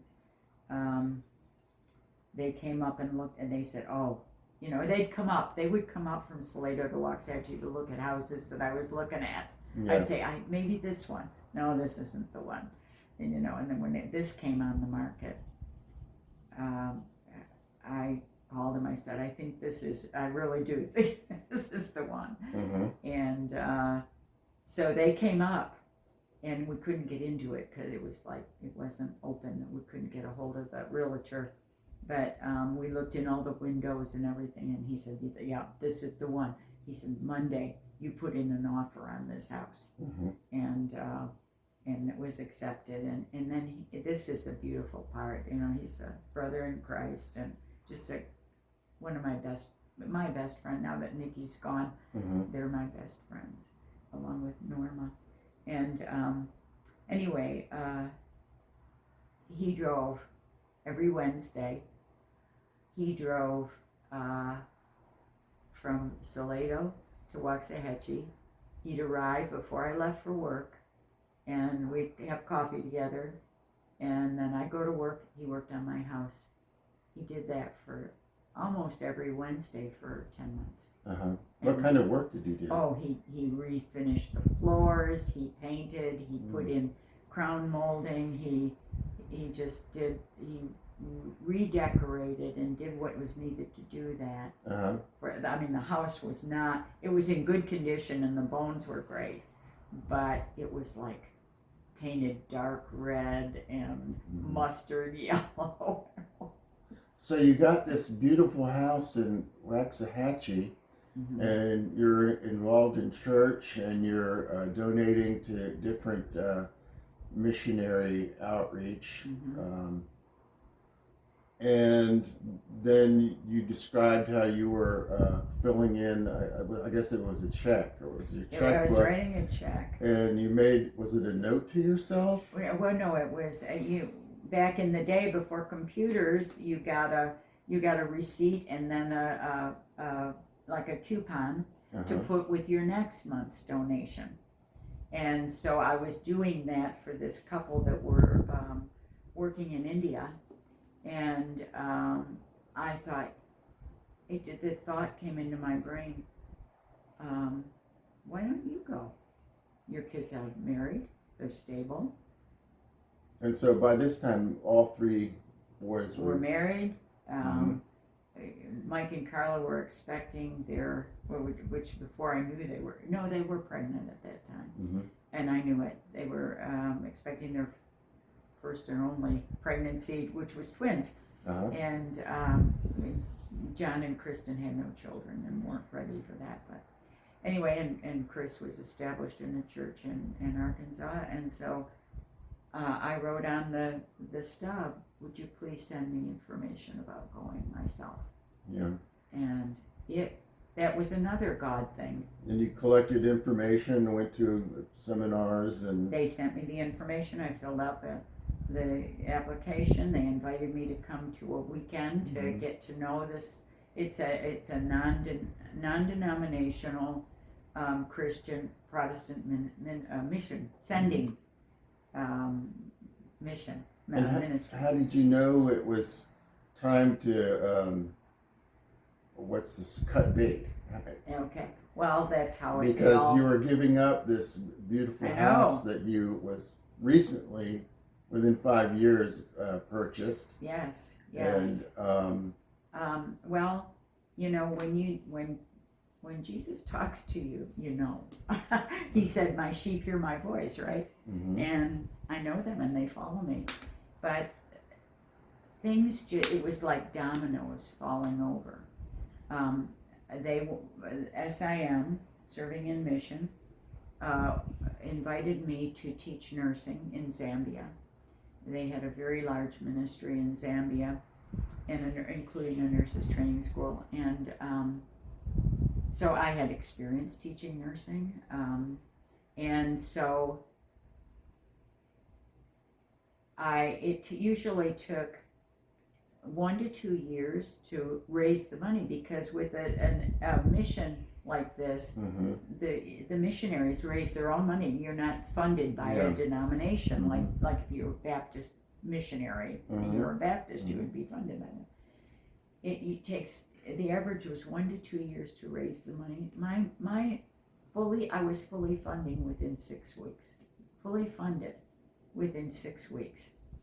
6 weeks.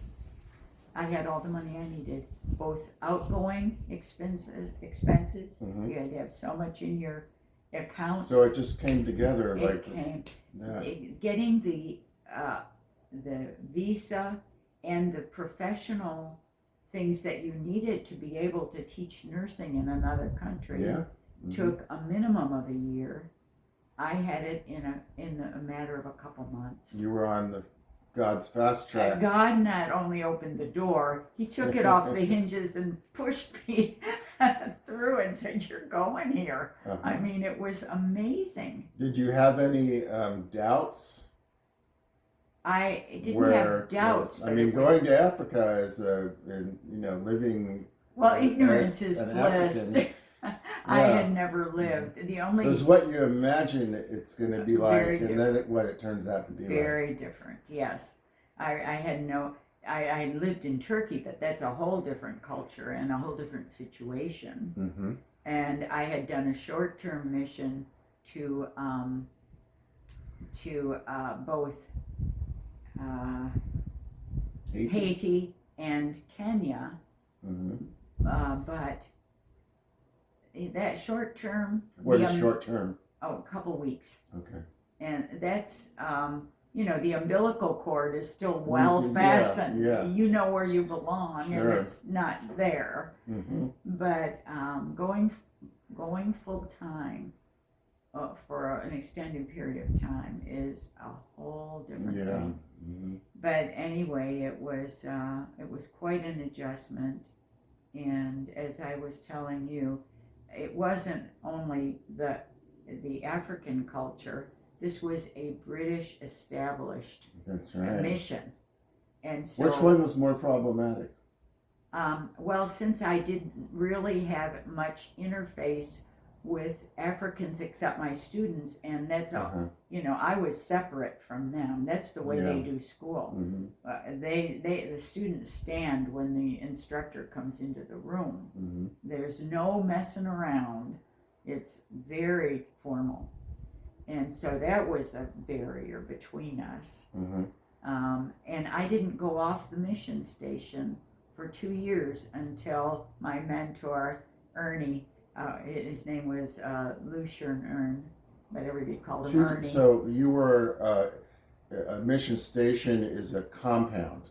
Yes, it's and a compound. You had the dormitories, you had the mess hall, you had infirmary. Well, we had infirmary. a 200-bed hospital.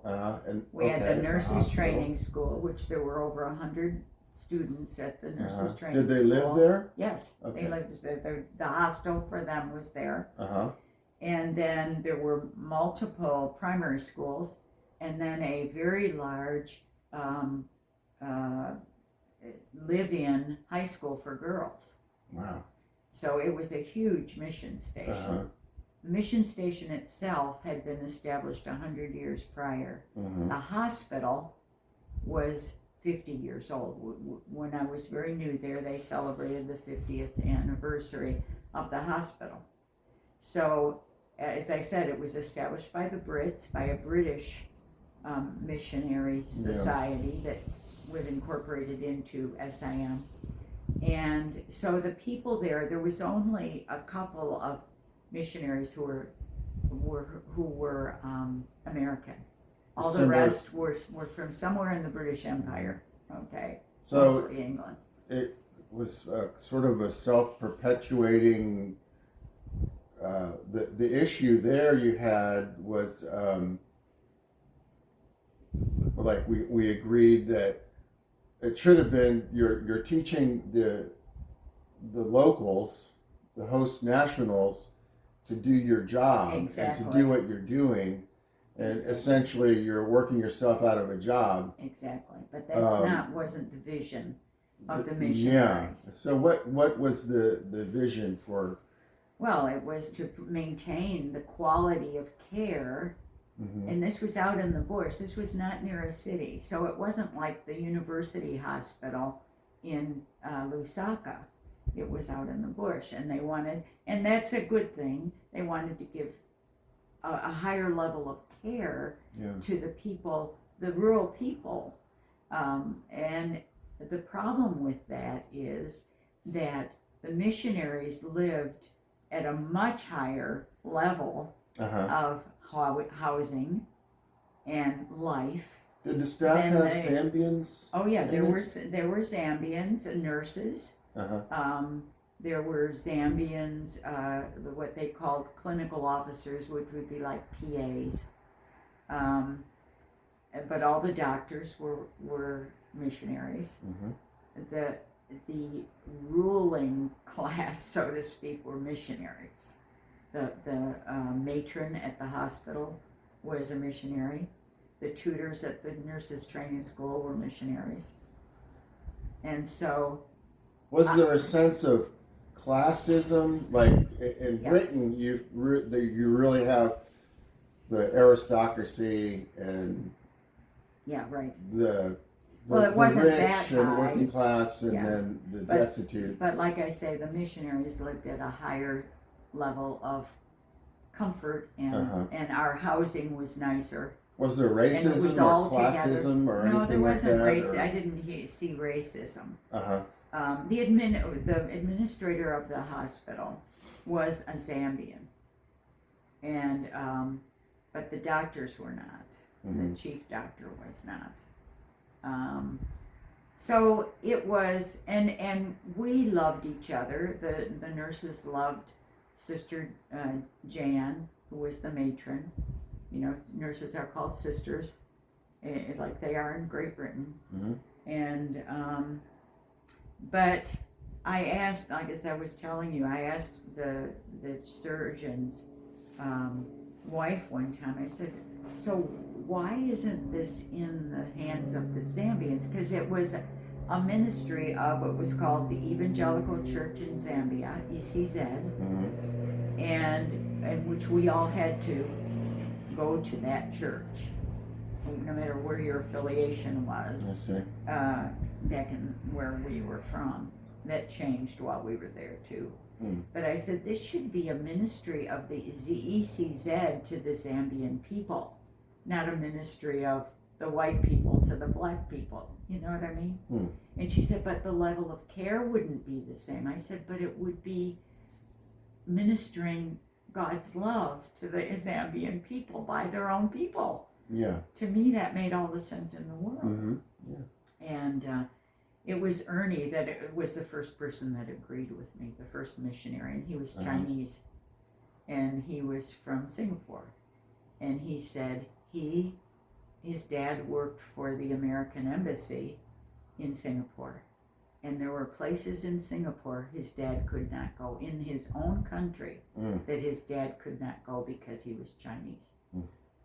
And he said that's racism. And we didn't see that in Africa. Mm-hmm. But what we did see was a isolation of the missionaries from They were cloistered. they were cloistered on the mission station. Uh-huh. Now the vision of missionaries is to go and we would see people like yourself who were with Peace Corps, and they were living in the village. Just like the villagers, they were living life with the people. Yeah. Well, now, you know, we've gone away. The church has gone away from that old way of looking at mission to, you go and live with the people, and you eat what they eat. You have friends that your neighbor. You know what I mean? Mm-hmm. So, but that it was Ernie that got me off the mission station. That was the first time I'd been off the mission station, except to go to the store or drive to a closer city. Now, was it, did you take it as a crusade, or was it just sort of a personal thing where you kept it to yourself and confided in others? No, I would. Was it difficult to? I was alone with that opinion there. Yeah, Mm-hmm. They were all firmly. Well, they were all part of the. You know, from Australia, New Zealand, Canada, England. And a lot of them were born Irish, there. Yeah. Yeah. Now they weren't born in Africa. They were born over in the other part. They weren't. Yeah. Now these were the missionaries. Uh-huh. So the missionaries, they couldn't envision doing it a different way, I don't think. I see. Yeah. Now there was an American couple. They were crazy. He put himself through med school by playing fiddle. Oh, he was a great concert violinist, but he could play the fiddle. The fiddle? Oh, he was just great. That's how he put himself through med school. They were Wow. crazy. She was a PA and he was a doctor. But anyway, that's an aside. They kind of got it, but they were so busy, you know, and that was another thing. Especially the doctors and nurses and tutors at the nurses training school, we were so busy. And life is more of a struggle at least my memories of Honduras, just, day-to-day life. You don't have all these conveniences to... Well, we did. Uh-huh. I had a microwave oven. I had a refrigerator. Like I said, the missionaries lived a lot better than the nationals. Even the ones who worked and lived on the mission station, even the nationals that worked and lived on the mission station. Our housing was better, our convenience. We had them shipped over. And then there was the issue, which I experienced we called it Honduran time. Oh, yes.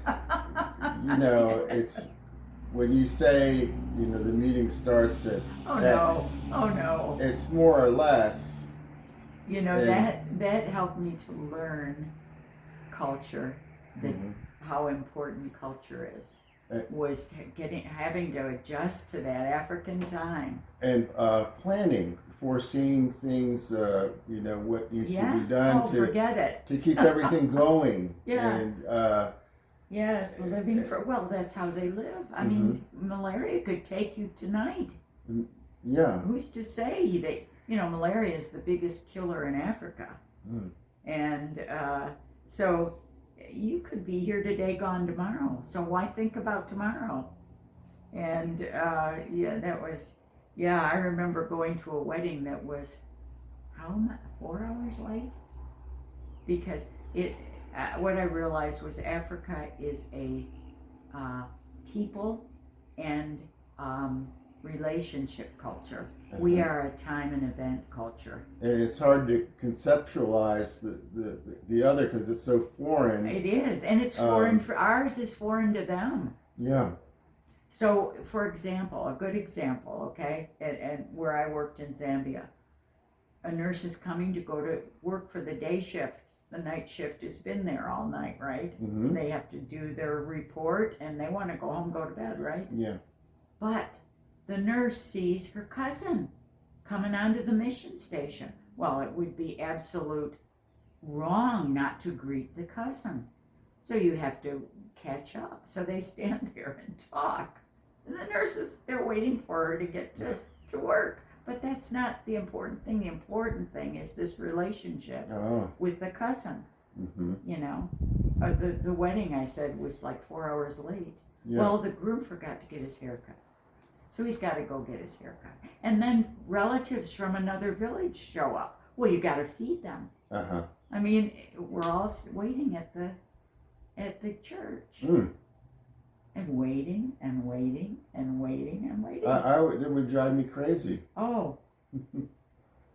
I thought, you're going to get used to this. You're going to let go of control of time and events, or you're going to die. and the sense of possessions, where oh yes, that was another thing. What's mine is mine, and no, what's yours is mine. What's mine is yours. yeah. Well, nobody owns it. the way But we're raised yes, in our exactly. culture, we have possessions, and yes, if you can borrow something, but you need to ask and right. bring it back when you're done. Yeah. And in other cultures, it's beyond beyond me to imagine how it could be otherwise. Yeah, yeah, and there everything belongs to the community. Mm-hmm. And so I was telling you the story of my friend that working in the bush in Kenya, and how the worker that they trained and got the equipment and to set up a village clinic, Mm-hmm. and got the initial Or the medicines, Uh-huh. and then the people had to pay the just the cost to replace the medicine, and then they would have a clinic because they had frontline people trained, and then her niece needed the needed money, the money and it for was school gone. fees, and it was gone, and the clinic closed because they couldn't replace them. Are there repercussions for No. things like that, or do you have to tell them in advance, this is how it's gonna? Oh, they tried to tell them, but they couldn't conceptualize that. I mean, this is a need right now. Yeah. And another example was my dearest friend, my adopted Zambian daughter and son. Her husband's uncle came to visit. Now, when a Zambian came to, and it was the same in Uganda, it's not for 3 days and you start to stink and you better go home, right? No, they can stay. Fresh fish, and families. Yeah. Go bad in 3 days. Yeah. Mark Twain. Yeah. Was that Mark Twain? Yeah. Yeah. No, in Africa they might stay for 3 months. Well, before the nephew left, anyway, I went down to see Josephine. I said, what are the kids doing home? from school. She said, "Oh, Patrick's uncle went through the house and took their shoes to sell in the marketplace, and they can't go to school without shoes." And they couldn't say anything because that's a relationship. You know, it might cause a problem in the family, Well, in the tribe. yeah. So you don't say Why anything. would? And I the, know. the uncle was okay with doing that? Oh Or yes, it was. it was his right. Uh-huh. He was. You know, they don't look at us. They don't look at family like cousins and uncles and no. Anybody older than you in the family Uh-huh. is your father. I learned this because one of my dear friends said, "Oh, my second father died." Mm, Well, it was his grandfather. I see. You see, they're father, olders are fathers and mothers, and same generation, sisters and brothers. So the older you are, The more authority you more have. authority you have, and the less you can be challenged. Oh yeah, oh yeah. Mm-hmm. So it's just the culture, and it's like oil and water trying to learn to live. It keeps separating out. Mm-hmm. You go back to your own culture where you're comfortable. It can be crazy making. I remember in Honduras welcoming going into the capital, and there'd be of course, the Peace Corps headquarters, and then the restaurants and bars and the hotels where we'd stay, and we could speak English and kind of decompress. Yeah. And talk about all these zany situations. Yes. That would drive Yes. us crazy. Yeah. You never really leave your own culture. You adjust and live in another culture. Mm-hmm. But it's not the air you breathe. It's not That's right. the water you swim in. Yeah. It's you're a guest. You're never not a guest. And you know there'll be a time when you'll be going back to Yes. permanently. Exactly. You can go back to your culture and get together, and in our case it was Tegucigalpa, the capital, and decompress. Yes. But we knew that after 2 years, Yes. we were going home. And that's getting back to the difference between a 2-week short-term mission Mm-hmm. and even a long one. Yeah, there's a huge adjustment when you're committed for years, but still, you know, this isn't where I'm going to. Now, one of the things about the missionaries that I served in Zambia, one of them she retired. She had no family left. She came when she was a young woman. She was older than me when I went All the there. bridges were burnt, and She had no family back in the Yeah. States. that was. And so she retired in she was more Zambian than the Zambians, Uh-huh. you know. She was a wonderful lady, They were all very nice people. They were very good people. And their hearts they loved Zambia and they loved the Zambian people. Mm-hmm. It was just, it's leaving your culture, and like she did, so assimilate that, in fact, I had a Zambian. We went to the nearest city, which was like a 2 or 3 hour drive from where we worked. Uh-huh. And it wasn't the capital, but it was a lot bigger than anything around us. And she had to go to the bank there. And so I waited for her on the steps. I was just sitting there on the steps of the bank, and the lady, and a Zambian came in, and, "Oh, are you with sister so-and-so?" And I said, "Yes," and he said, "She's more Zambian than a Zambian." Yeah. And that's quite a compliment, you know, for her. She assimilated so well Uh-huh. that this was now her home. Just don't leave your purse out by her. Well, she didn't care, you know. She just knew how to navigate. Yeah. Yeah. Mm-hmm. But she was the only one who really was that assimilated. Mm-hmm. Even the matron of the hospital, she had worked there her whole life. She retired back to England, you know, and I think every other one. The surgeon that I talked about that had been in Vietnam, Mm-hmm. and could do anything Yeah. in surgery because he learned. How long was he there combat. for? Oh, they were there for 20 years or something. And then, but they retired back to America. Uh-huh. They, And then they had even to assimilate. I remember going through culture shock, getting yeah. back to, Washington, D.C. area. Yeah, And boy, that was Yeah. difficult. yeah. Well, you would have more of a difficulty returning, re-entry, because you lived with the people Uh-huh. for 2 years. I lived on a mission station, which did everything it could to recreate our own culture. I see. See what I'm saying? Even the cookbook you showed Even me. the cookbook. Zambian cooking, Even and the it doesn't food have we- one single Zambian. No, cooking in recipe. Zambia, but there were no Zambian, Yeah. well, there was, once you learn how to make nshima and greens and chicken to go with it, that's about it. Oh, So okay.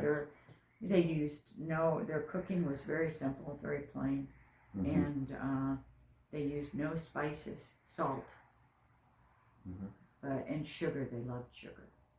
How did you get from Zambia to Uganda, Uganda? I know you were only there for a year and a half. I was there for a year. Yeah, and when I came back from Zambia, of course, had no house to go to. Uh-huh. And my friend Norma, that we had worked together at Baylor, she had done several short-term Yeah. missions, and she's a nurse practitioner. And she was a single woman. She said, "Why don't you come live with me?" So we began to live together and share a house, her house, and we both felt we weren't done with missions. And so we did some short-term. We went to Morocco to work with some friends in I hear Morocco that for a Morocco couple is weeks. beautiful. I wouldn't call it beautiful, Lots of good it's food. And, delicious food Yeah. for any Middle Eastern food. I love Middle Eastern food. And we went to Israel, and that wasn't the place. And then we got involved in these. It was a research company who were researching revivals around the world. uh-huh. And they said when they started researching, I think there were four reports of revival in the world. When they finished, they had so many reports of revival that they couldn't research them all. But one of the places was Kampala, Uganda. Mm-hmm. And we went to a conference in Fort Worth where the main pastor in that video, where they told about this, what had happened in Kampala, Uh-huh. was the keynote speaker. What happened in Kampala? Is this... Well, it was during Idi Amin. Oh, okay. And So- Idi Amin, the population of Uganda was 6% Indian Muslim. or Muslim. Okay. And Idi Amin declared it a Muslim country. Mm. He was a despot. Yeah. The last king of Uganda, I guess the name of the movie was about Idi Amin. Mm. Norma saw it. She said it was too soft on who Idi Amin was. He was terrible. Yeah. He was an awful person. But anyway, he got rid of all the Indians out of Uganda. Well, the whole economy Right. collapsed They were because the backbone Indians of are the entrepreneurs. Indians are, they are Mhm. shot. Oh, anyway, but he was killing all the pastors, and his name was John Lulinde. Oh, he was a fantastic pastor and speaker, and he said, we didn't care what stream of Christianity you came from. We were desperate people. We would go out in the jungle and pray together because they were in hiding, and so God used that to bring, revival happens when people get desperate. It doesn't happen when people are fat and happy like we Yeah. are here in America. You know, people get desperate. That's when they start to seek God. Mm-hmm. No holds barred. I got to get, like me when Carl left. That was my personal revival. Sure. Yeah. And Makes sense. so. How did you get involved? How did we get? Well, they had started a ministry up in northern Uganda during the insurgency. This was Joseph Kony and the LRA, Oh, the child soldiers, oh my goodness. the night commuters. They'd come into the city for safety. The people. And so we contacted Pastor Mulindi, and he referred me to the people who were working in Gulu Northern. He was in Kampala, but he referred us to the people who were working in Gulu. It was a Ugandan ministry. So I was no longer with SIM. You're freelance. Yeah, we were freelance, and we went with a much smaller organization, but we were working with the Ugandan, and they were just like people who supported us could send it to an American, and they paid us out of what we had raised. So that the Ugandans didn't have to pay us, and so we lived like you lived in Honduras, and in where else did you serve? Honduras and. Well, I lived in Costa Rica. Costa Rica. I wasn't part of the U.S. government. Okay. I married a Costa Rican woman, and we moved back to. I married her in Georgetown, in fact, and so we moved back for 4.5 years, and then I felt that I couldn't see myself burning all my bridges and not being in the United States. Even though Costa Rica is a step above the rest as far as their economy and whatnot, right, compared to surrounding countries. Right. Well, we lived, like the Ugandans lived, and the ministry was run by Ugandans, and you had water half the day and electricity the other half. Sometimes and sometimes not, and no hot running water. We had to heat it on this. We had a little 2-burner. Yeah. Yeah, and but. Did you have a little sock that you put coffee in and poured the? No. We would go. There were tuck shops around, and we could get. Norma wasn't a coffee drinker. I could get instant coffee. Yeah. And so I could make instant coffee, but we couldn't go out of Gulu until it was light because of the danger. And we had to be back in Gulu before dark. Was the danger even during the day? Was it a constant thing? Did you have to be ultra aware of your surroundings? And no, in Gulu, which was the biggest town in northern Uganda, we were pretty safe in Gulu. They had security and security people. It wasn't really police, but it was and the men at the Ugandans would tell us where we could go and when we could go there. In fact, we were going to go to an all-night prayer meeting one night, and in Gulu, and Africans would hear things that white people wouldn't hear. That was both in Zambia, and they knew stuff that was going on that we didn't know about, like the back channels. Yeah. The grapevine. And the head of the ministry said, "No, you can't go. No, we're staying in the ministry buildings where we worked." And then they walked us home to where our flat was, but it was in town. But we weren't going to go. He said, "I don't know what's going to happen, and we're not going to take the chance of you guys, because white people are sitting ducks." And I'm sure Joseph Kony would have loved to have stolen us and held us for a ransom. Yeah. Or made us marry one of his henchmen. That's what a lot of the children had to do. And so, and that's, it's just... what did you do in Uganda? Because I had a lot of administrative background, Mm-hmm. I worked in the offices of, to explain, I would say Africans are wonderful people. I love, they're just wonderful people. They taught me so much, and they have so many strengths. But organization isn't one of them. Uh-huh. They had grown from 3 workers to 40 workers in 3 years, and they had nothing, no policies, no procedure. How do you use the card? When do we get paid? Uh-huh. How does that no, nothing officially. So for how does, employees. I mean, without policies and procedures, how do you know what to do? Is it just like Exactly. the strongest person wins, I or guess. the most I don't influential, know. the richest person? There or? was so much to do, Pete. Mhm. 95% of the population of northern Uganda was in internally displaced people camps. Mm.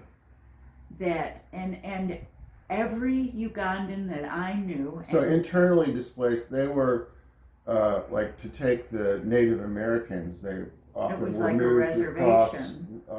across the country from one state to another. Yeah, and they weren't put on in a- their little villages. Yeah, They were were they all originally together. born. You so to know, there's safety in numbers, and these little mud huts with thatched roofs were all close together. There would be like one borehole for 100,000 people or 50,000 people, one water source, no health care. And Was that's where they disease lived. rampant? Oh. Yes. And social, like thievery and rape? I don't know what all went on there, because I didn't work, Norma worked there. Uh-huh. But because she was a nurse practitioner, she was their doctor. Mhm. But yeah, so they offered trauma counseling. Mhm. They had an orphanage. Every family that I knew there had been touched by this insurgency, had either had people murdered or had children stolen. Yeah, forced to conscripted into the military. Yes, and were these warlords? Yes, and for Joseph Kony and his gang, and so there was trauma counseling, there was orphanage, there was a Bible school for pastors that they would come and for like a month, a year, and get as much as they could, and then go back into the IDP camps to shepherd the sheep. Wow. And of course, and then so they had grown so fast. Who had time to write anything down? Uh-huh. So that's what I did. I got things down. I figured, talk to the leaders. Okay, how does this work? What do you do? When do they get paid? What, stuff like that. Mm.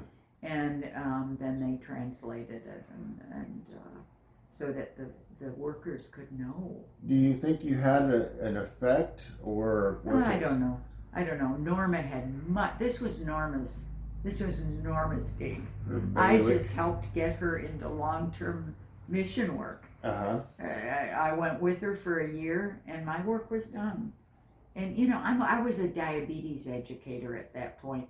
That was, sure, they have high risk for diabetes, but not a lot of it, because they walked everywhere. They didn't have enough food. They, type 2 diabetes, that it wasn't really a pressing issue. It wasn't a pressing issue, and it couldn't be, just to take care of themselves. I mean, they didn't have medicine. They didn't have health care.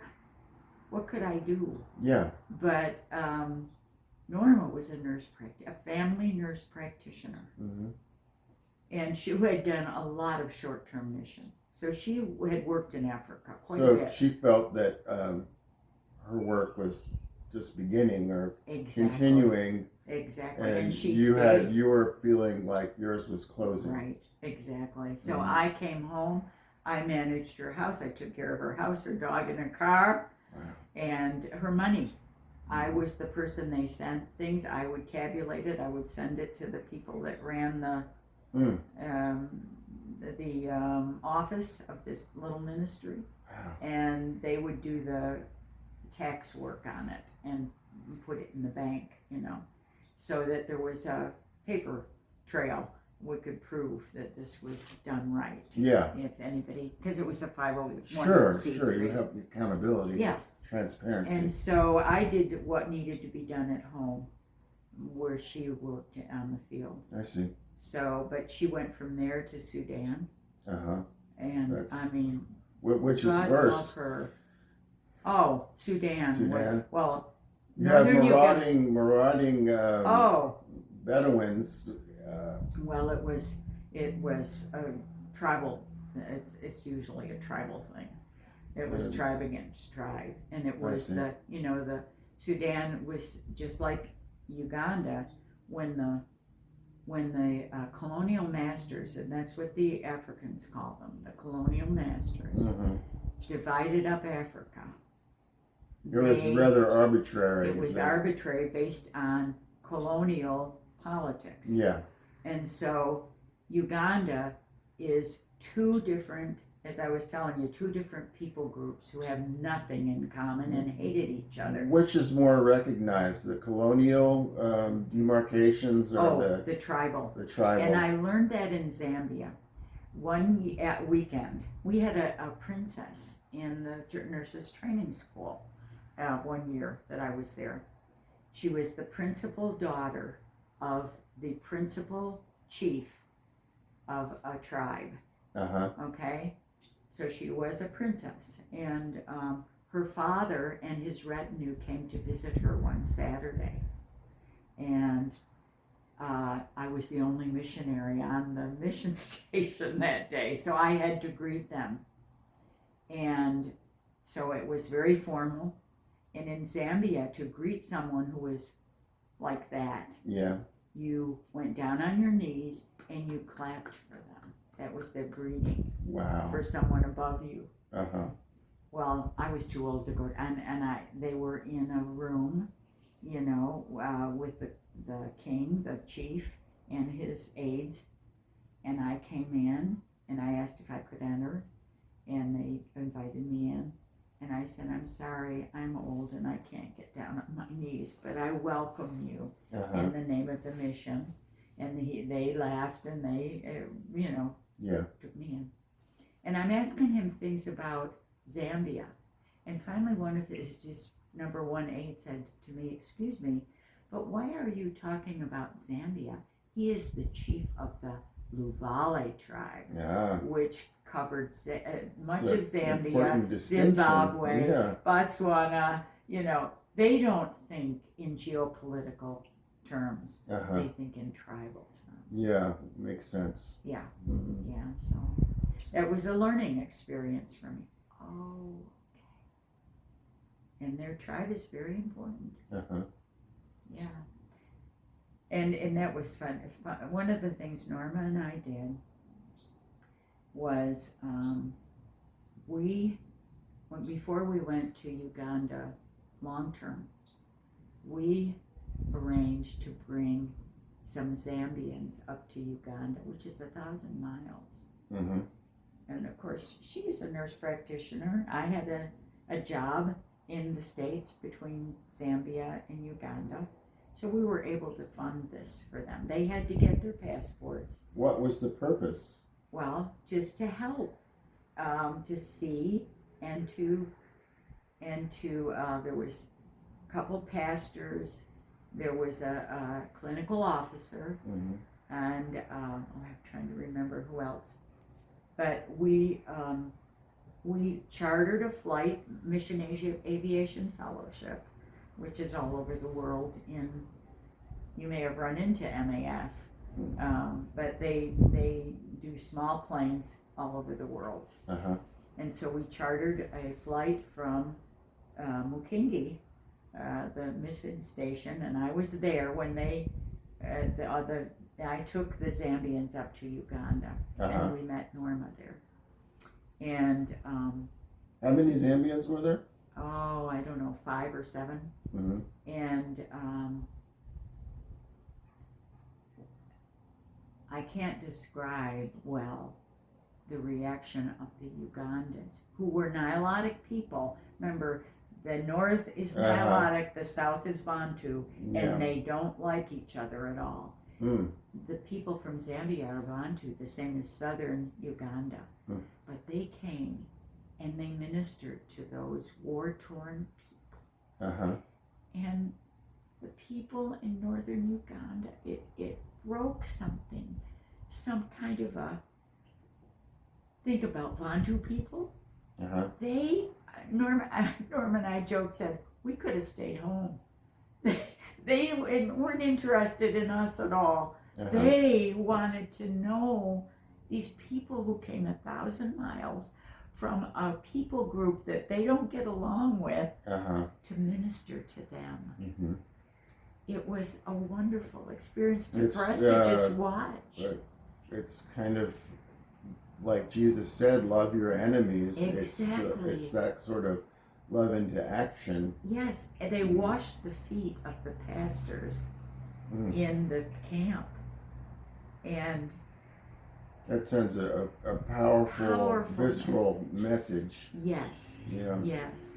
So that was a wonderful thing. We were just, and Norma, you think I had a difficult life. Norma, oh, she had a horrible husband. Uh-huh. And she was abused. Mm. And we had a women's conference in an afternoon, and one of the days, and Norma gave her testimony of faith.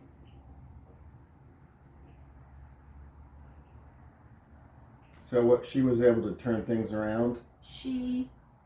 These women, she started talking about the abuse she had suffered and how God had, these women, every one of them had been touched by this insurgency in some way. Uh-huh. Oh my God, everything stopped. They started crying. Mm-hmm. We just stopped. She stopped talking. We started praying for people. That was these all these women, things that they were just quiet about for so long, and then Yes. finally someone was giving voice. someone understood. Yeah, And women, and they In were that- in a safe space yes, where they could cry and yes, could and they be could accepted. be accepted. Yeah. And it was a beautiful time. It was wonderful. Mm-hmm. So it worked in Norma's life too. I mean, she had a epiphany. This is the place for me. Yeah, This is where God's calling me. I can imagine. Yeah. She ended up living in a mud hut in Sudan, Uh-huh. going on medical missions with all Africans. Did you come back to supporting the her. States? She Or? did. Uh-huh. She lives here now. She lives in Waxahachie, but she teaches at a mission training school that's based in Mexico and in Africa Mm. and not in America. She teaches in the developing world of people from other parts of the world They come who to are her. going to be missionaries. Okay. Well, that And seems like a nice So tie-in. she's teaching Yeah. them, and just so proud of her. Yeah, she's quite Mhm. a woman, quite an admirable person. So, what have you been doing after Africa? Well, You became after Norma diabetes. came back, we lived together for a while, and then her son, her black sheep son, needed a place to stay. Norma is very codependent, Uh-huh. and there wasn't room in the house, and it was time. I had been looking for a house closer to the kids, Yeah. because I was in my 70s by then. And No, your kids are all late. married. I was in my 60s. My kids were all married. 2 of them lived in Rockwall, and Chris lived in Birmingham, Alabama then.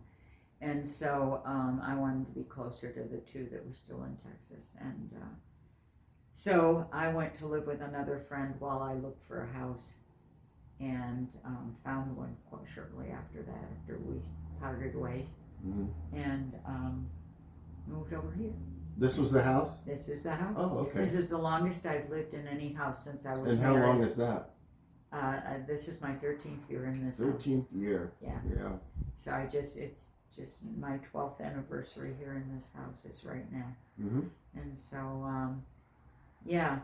So, and then my kids who lived in, well, one lives even closer to me now. He lives about 15 minutes, Mike. And Carla live close. But John and Kristen moved to East Texas, so they're an hour away. So Still relatively yeah, close. oh yeah, I see. So that's really nice. So now your grandchildren, how old were they when you got back from? Oh, gosh. Because that must have been the icing on the cake, or the best part is you get to be with your grandchildren and when I be left, a grandma. yeah, well, when I left for Zambia, the twins were 4 months old. When I came home, they were 4 years old, and then while I was in Zambia, John and Kristen had 2 babies. They had Lily and Gabby. And so when I came home from, that was Uganda, when I was in Uganda. Anyway, when I came home from Uganda, I had 4 grandkids here, and of course, the 3 in Alabama. And then Chris remarried, and they had a blended family, so there's 6 grandkids, and they're all adults. And then the twins. So I got to enjoy the kids when they were kids in Texas while they were growing up. And helping and that was out. Great and fun. yeah, It was great fun, and I really enjoyed it. And now the youngest is 18 and going to college in the fall. Imagine that. Yeah. And the twins are out of college, and as you know, Gray's going to law school this summer, and Emma's a teacher, and Lily graduates from college in December. She's going into communications media. She wants to be a sportscaster. She works for ESPN now on her college campus. That's wonderful. So that's a great thing. That was a great, there were like, I don't know how many applicants for that. They took 4, and Lily was one of them. And did God tell you that you'd be the matriarch and be richly blessed with many progeny? No, he just showed me as they grew up, this is the blessing. That was the hardest thing to do when we were talking about leaving for Africa, was leaving my family. Yeah. That was hard.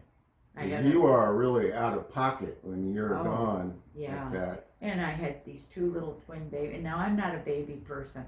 Although I worked in labor and delivery, I used to say, once they're out, somebody else take them. I loved labor and delivery. I taught Lamaze. I loved that part of it. But I'm not a baby person. I joke and say my kids lived through their infancy. I didn't break any of them. They scared me because they couldn't tell you what was wrong. Yeah. They'd cry and you I had to have people tell me. I remember sitting in the doctor's office and Jesse crying, and I'm not catching on, and a couple women kind of leaned over. I think she needs some food. Oh, okay. So I got the bottle, and that was exactly what was going on. But I was completely clueless. I had no experience. I didn't babysit. I was just, when I was a kid, I didn't do that stuff. So anyway, but leaving them was so hard. Oh, it was so hard. But I knew I had to go. I knew God had called me, and I had to go. Yeah. Boy, what an adventure! What an experience! It was. Yeah. I learned far more than I taught. The Africans taught me a lot, and of course Ernie taught me a lot about mission. You ever? I imagine you think about Africa a lot, and just wonder what happened to I'm Facebook all these friends people with a lot of my former students. I'm Facebook friends now. When we were there, gosh, if we had a phone consistently, that's why we had the shortwave radio, because you couldn't count on the phone, and you might have an emergency that you needed help. Yeah, the shortwave radio. So we is the way to go. and I became one of the radio operators when the person who had done it retired. It fell to me because the equipment was in the duplex that I moved into. I moved into where they had lived for several years. So you couldn't count on the phone. I remember the first time we didn't have phone service for a month.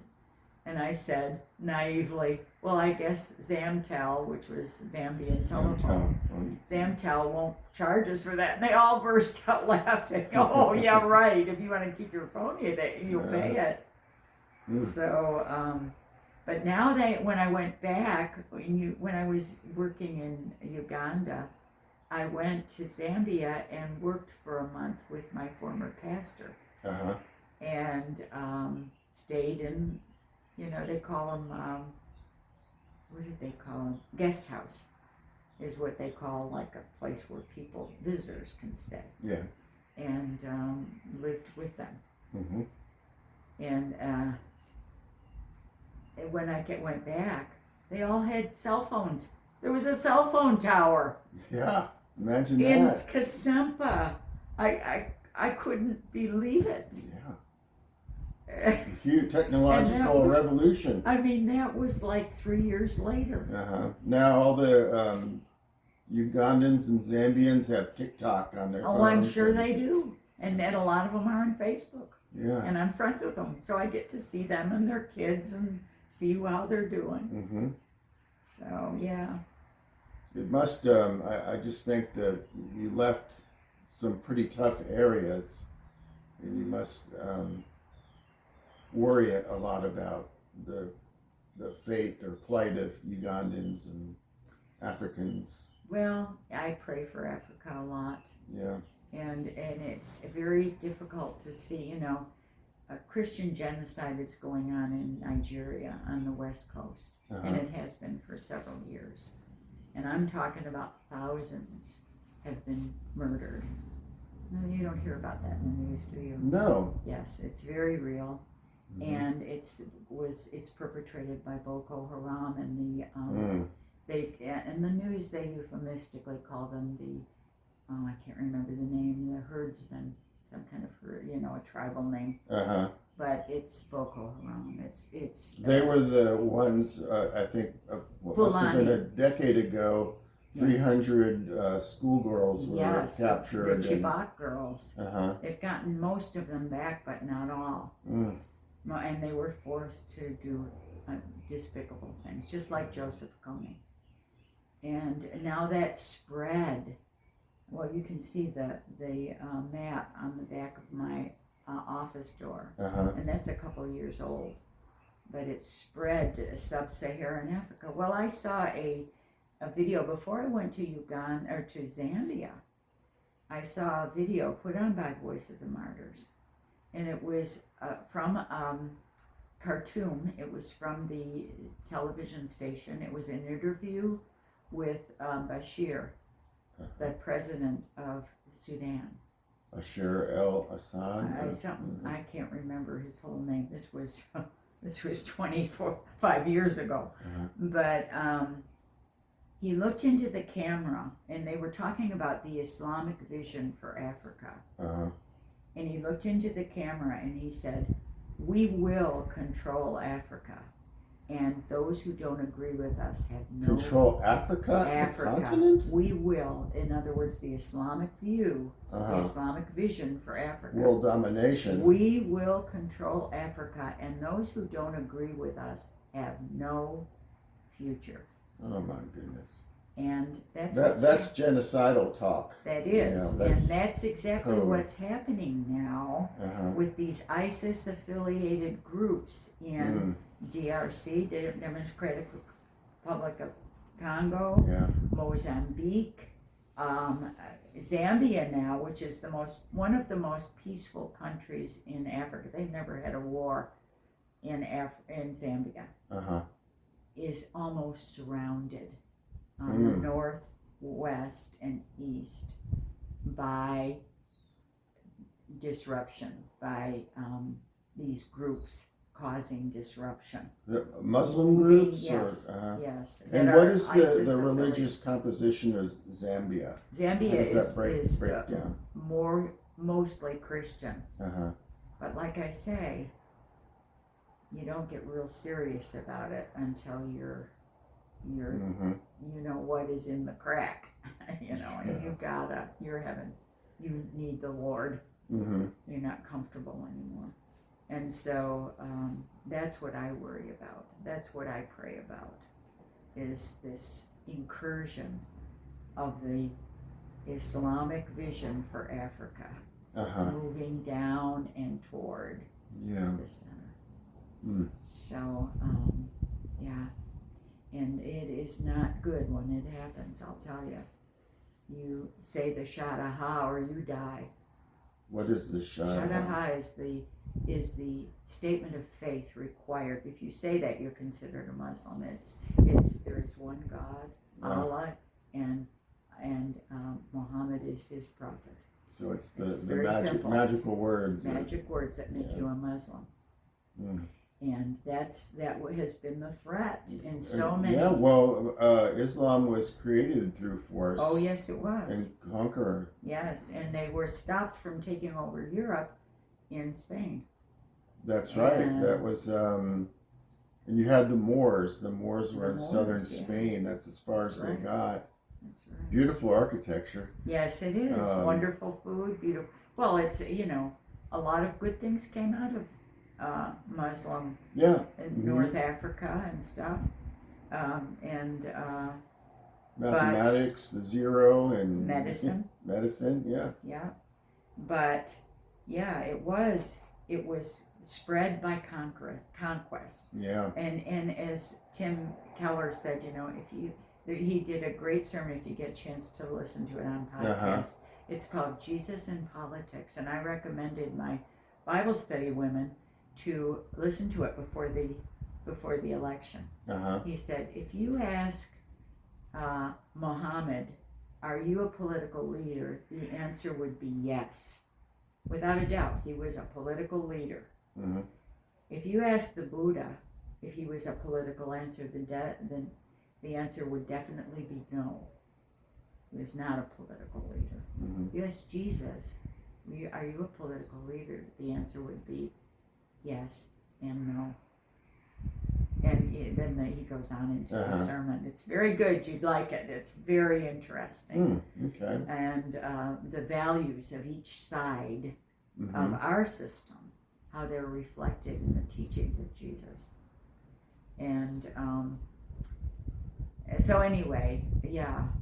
And that's why I don't agree that the Crusades were a good thing. They were not a good thing, in my opinion. Uh-huh. They were not following. Jesus said, love your enemies, do good to them.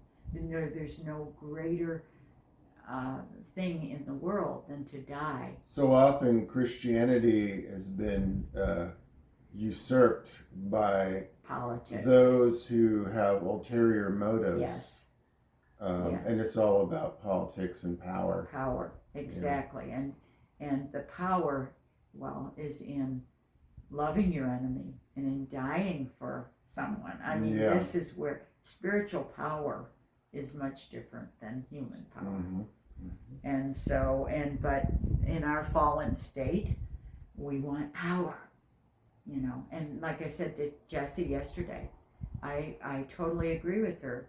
Politics and religion are separate and should be separate, because when the church gets in bed with politics, the church always loses. It gets watered down. It gets, Gets a constrained. bad name. It gets a bad yeah. name. It gets involved in things that it shouldn't be involved in. It's just, And people don't want to be a part of it. Exactly. Right. because it's no longer about a person. It's about an institution Yeah. and an organization. And political goals and Yeah. accomplishments. Right. And the church is an organism. It's not an organization. The true church, Mm-hmm. the fellowship of believers, that's an organism that spans the whole globe. That's why you can go to another country and have fellowship with other Christians, because you're part of the same family. Yeah, you speak the same language, Yeah. so to speak. Right. So Yeah. anyway, yeah. So that's what I pray about for Africa, is Mhm. that the church would wake up in the rest of sub-Saharan Africa and Mhm. be ready with the gospel. Yeah. and to spread the gospel. It doesn't sound like something's coming, and it doesn't sound like it's going to be all too pleasant, but people can fortify themselves with Yes. their relationship with Jesus Exactly right. and And following that example. right, and be ready to, and I say that to classes I teach here, because of my work with Voice of the Martyrs. You know, you have to think through, you know, if we had civil war, Uh-huh. where would you stand? What would you do? What, you know, if someone, as happened in Africa, where they lined up all the kids in one group and the parents in another group, Mm-hmm. and they said to the parents, say the Shadaha or we're going to kill your kid. What would you do? Mm-hmm. And those parents, none of them Terrible said choices. the Shadaha, and they watched it Mm-hmm. be murdered right in front of their eyes because they knew they would see those children again, Yeah. but they could not read. That's an indescribable choice to have to make. I don't, you know, just to think about it, it just Let's switch to something a little lighter. yeah. Let's switch out of Africa, and we're at pretty much the end of the interview, the tail end. But now we'll have this video that's going to go viral. Yeah, right.